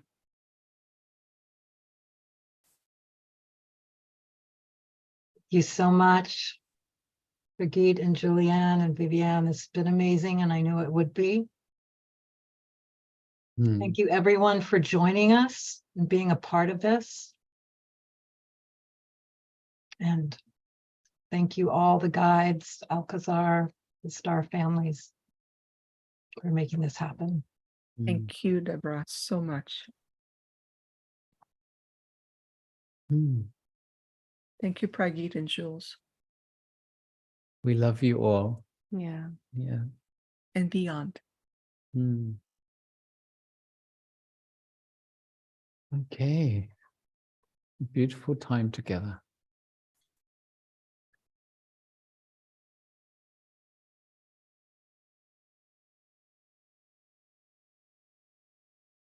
Thank you so much. What a very special edition of the Awakening World. And all four of you are precious. You've all been on our show many times. And Julianne and Brigitte are going to be right back on with us again on Saturday night. Yes, we look forward to it. So that's going to be really, really fun. And Viviane, thank you so much for, as a being, the choice you've made to come into a human body and to bless us with your wisdom and your presence. Thank you so much. Mm. And Debra, my colleague and friend for 35, 40 years, something like that now. We were 16 when we met. Wow. It seems like. Anyway, thank you all very, very much. Mm. And I know we have a lot of new friends that are with us. And for those of you that are not part of the Global Peace Tribe yet, please do join us. We do twice a week amazing shows. And our shows are always filled with a lot of very dynamic speakers like you saw tonight. And it truly is about the awakening world. And so every Wednesday night and Saturday night, we gather at 6 o'clock Pacific. And we come together as community to really receive the information of what's going on in the world, to receive inspiration. And every show is dynamic. Like last Saturday night's show, our most recent one, we met global peace tribers from all around the world that are young people that are in their 20s. This Saturday night, we're going to be collaborating once again with Soul Search TV. Soul Search TV is run by Tangela, and we're going to have all of their leading presenters on the show, including Julianne and Pragit, who you just met, and also Kalina, Eden Amadora, and several other amazing presenters. And every show is like this. And then we get together and we collaborate. We have retreats. We are truly the Global Peace Tribe finding each other. I know a lot of course, that are people. We've got Frode in Europe right now. We've got Jarina, who's down in Ecuador. We're people all over the world. And we come together and we develop friendships and beautiful connections. So it's very easy. Just go to globalpeacetribe.com and register. Again, it's globalpeacetribe.com. That's where you can find all the information about us. And you can learn all about who we are and what we do. One of the things, by the way, that's really fun is that most of our shows, we have a lot of music. And in a moment, we're going to close tonight's show with Omashar, who's our house musical artist, doing a musical number. But here's our Global Peace Tribe page where you can learn all about what we do. And then just click register for the new season. And when you register for the new season, you're going to get all of the Zoom room links, like tonight's show, to all of our shows for the next 4 months. And we have a lot of amazing presenters. We're going to be doing a solo show with Marianne Williamson. Last week, a week ago, we did a very powerful event with a number of people that are all about creating ET diplomacy and actually are building a center to greet our galactic family. So these are the kinds of shows and experiences we have twice a week. We want to invite all of you to join us. And I also want to invite all of you to get up and get ready to move to the music, because we always have music on our shows, usually a little bit more than we did tonight. And Omashar is going to close us out with a song, and we'll highlight and spotlight some of you that are moving and grooving to the music, which will certainly include a lot of our regular Global Peace Tribe members. So, Debra, are there any last thoughts you'd like to share before we go over to Omashar? Just sharing so much love. That's Scott and I began the show right at the beginning of the pandemic because we wanted to gather community together and really connect and share love and go through this awakening together. So I'm just appreciative for Scott, for continuing the show. We did 90 of Saturday Night Alive for the Global Peace Tribe, and then Scott continued with the Awakening World. So it's just really beautiful to have you all here and do what we do and remind each other of the love that is here and what we're here for. So thank you.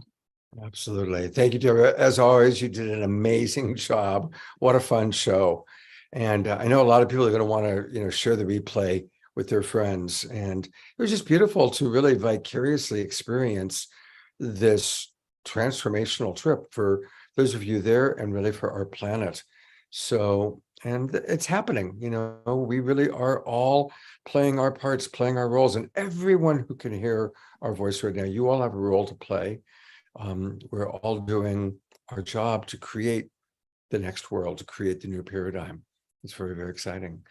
And one of the wonderful ways to create it is through creative expression. And one of our favorite musical artists and our house musical artist, he's with us on every show, is our wonderful friend Omashar. Hey, brother. Hey, what an amazing show. Debra and Julianne and Pragit and Viviane. My goodness, I was transported there right now. I've had a time in Egypt, and so I felt so at home and so enlivened. And the final meditation, holy smoke, I'm still coming into my body from that. I'm got my hematite here to ground me. I'm getting down. So I'm just going to share a little music, and this is a song actually called The Awakening World. And let's just go for it, shall we? All right. All right.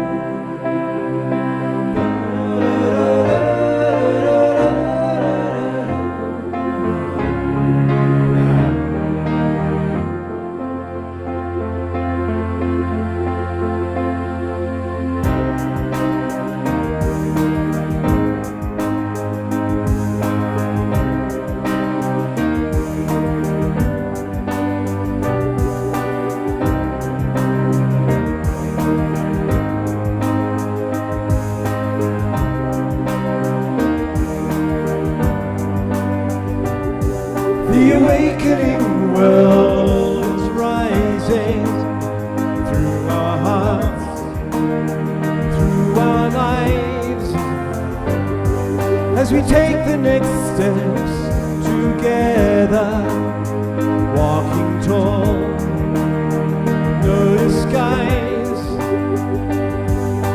Here we are again, loving all we see. Lift each other up and let each other be. Healing all the past, healing you and me. Loving all that's gone, loving what's to be. The awakening world is rising through our hearts, through our lives. As we take the next steps together, walking tall, no disguise.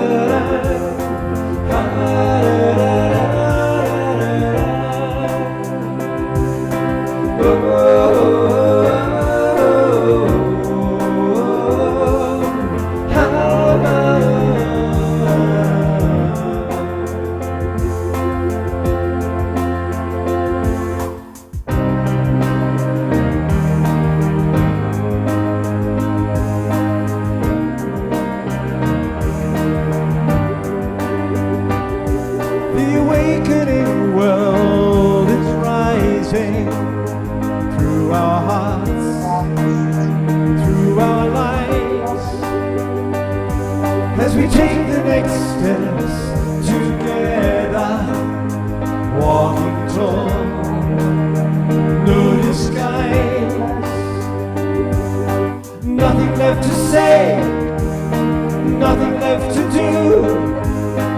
Let your spirit shine, let your spirit through. Time is what we have, time to think anew. Let inspiration flow, let inspiration flow.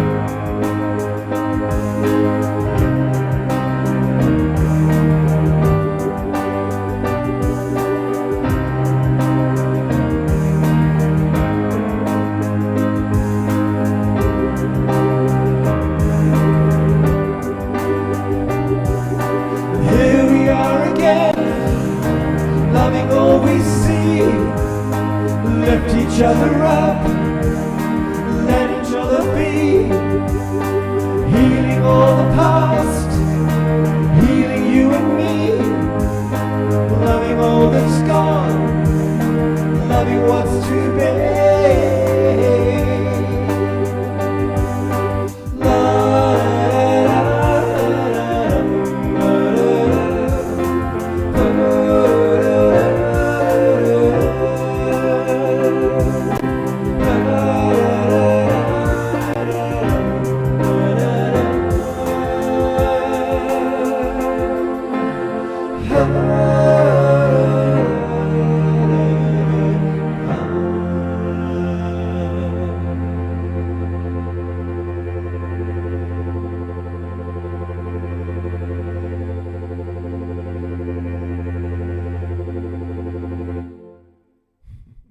Let's all twinkle Omashar. I'm going to gallery view and I see so many people that I love. Oh my God, Rev Deb is here and so many amazing people that are part of our beautiful Global Peace Tribe family. And thank you as always, Omashar, amazing job. And you know, most of our shows, everybody, we have always Omashar and sometimes one or even two other musical artists. And so music is a big part of this show so that we can integrate all the amazing wisdom and downloads that take place. So Omashar, thank you so much. Everyone, I hope to see you on Saturday night as we're going to meet all of the leaders. Soul Search TV is launching and they're going to launch kind of via the Awakening World. So you're going to meet a lot of their amazing lead presenters, the people who are going to actually host the TV shows. So that's going to be Saturday night and look forward to seeing all of you then. God's blessing and have a wonderful few days. Take care, everybody. I'm going to go to gallery view one last time so we can all twinkle each other and say goodnight.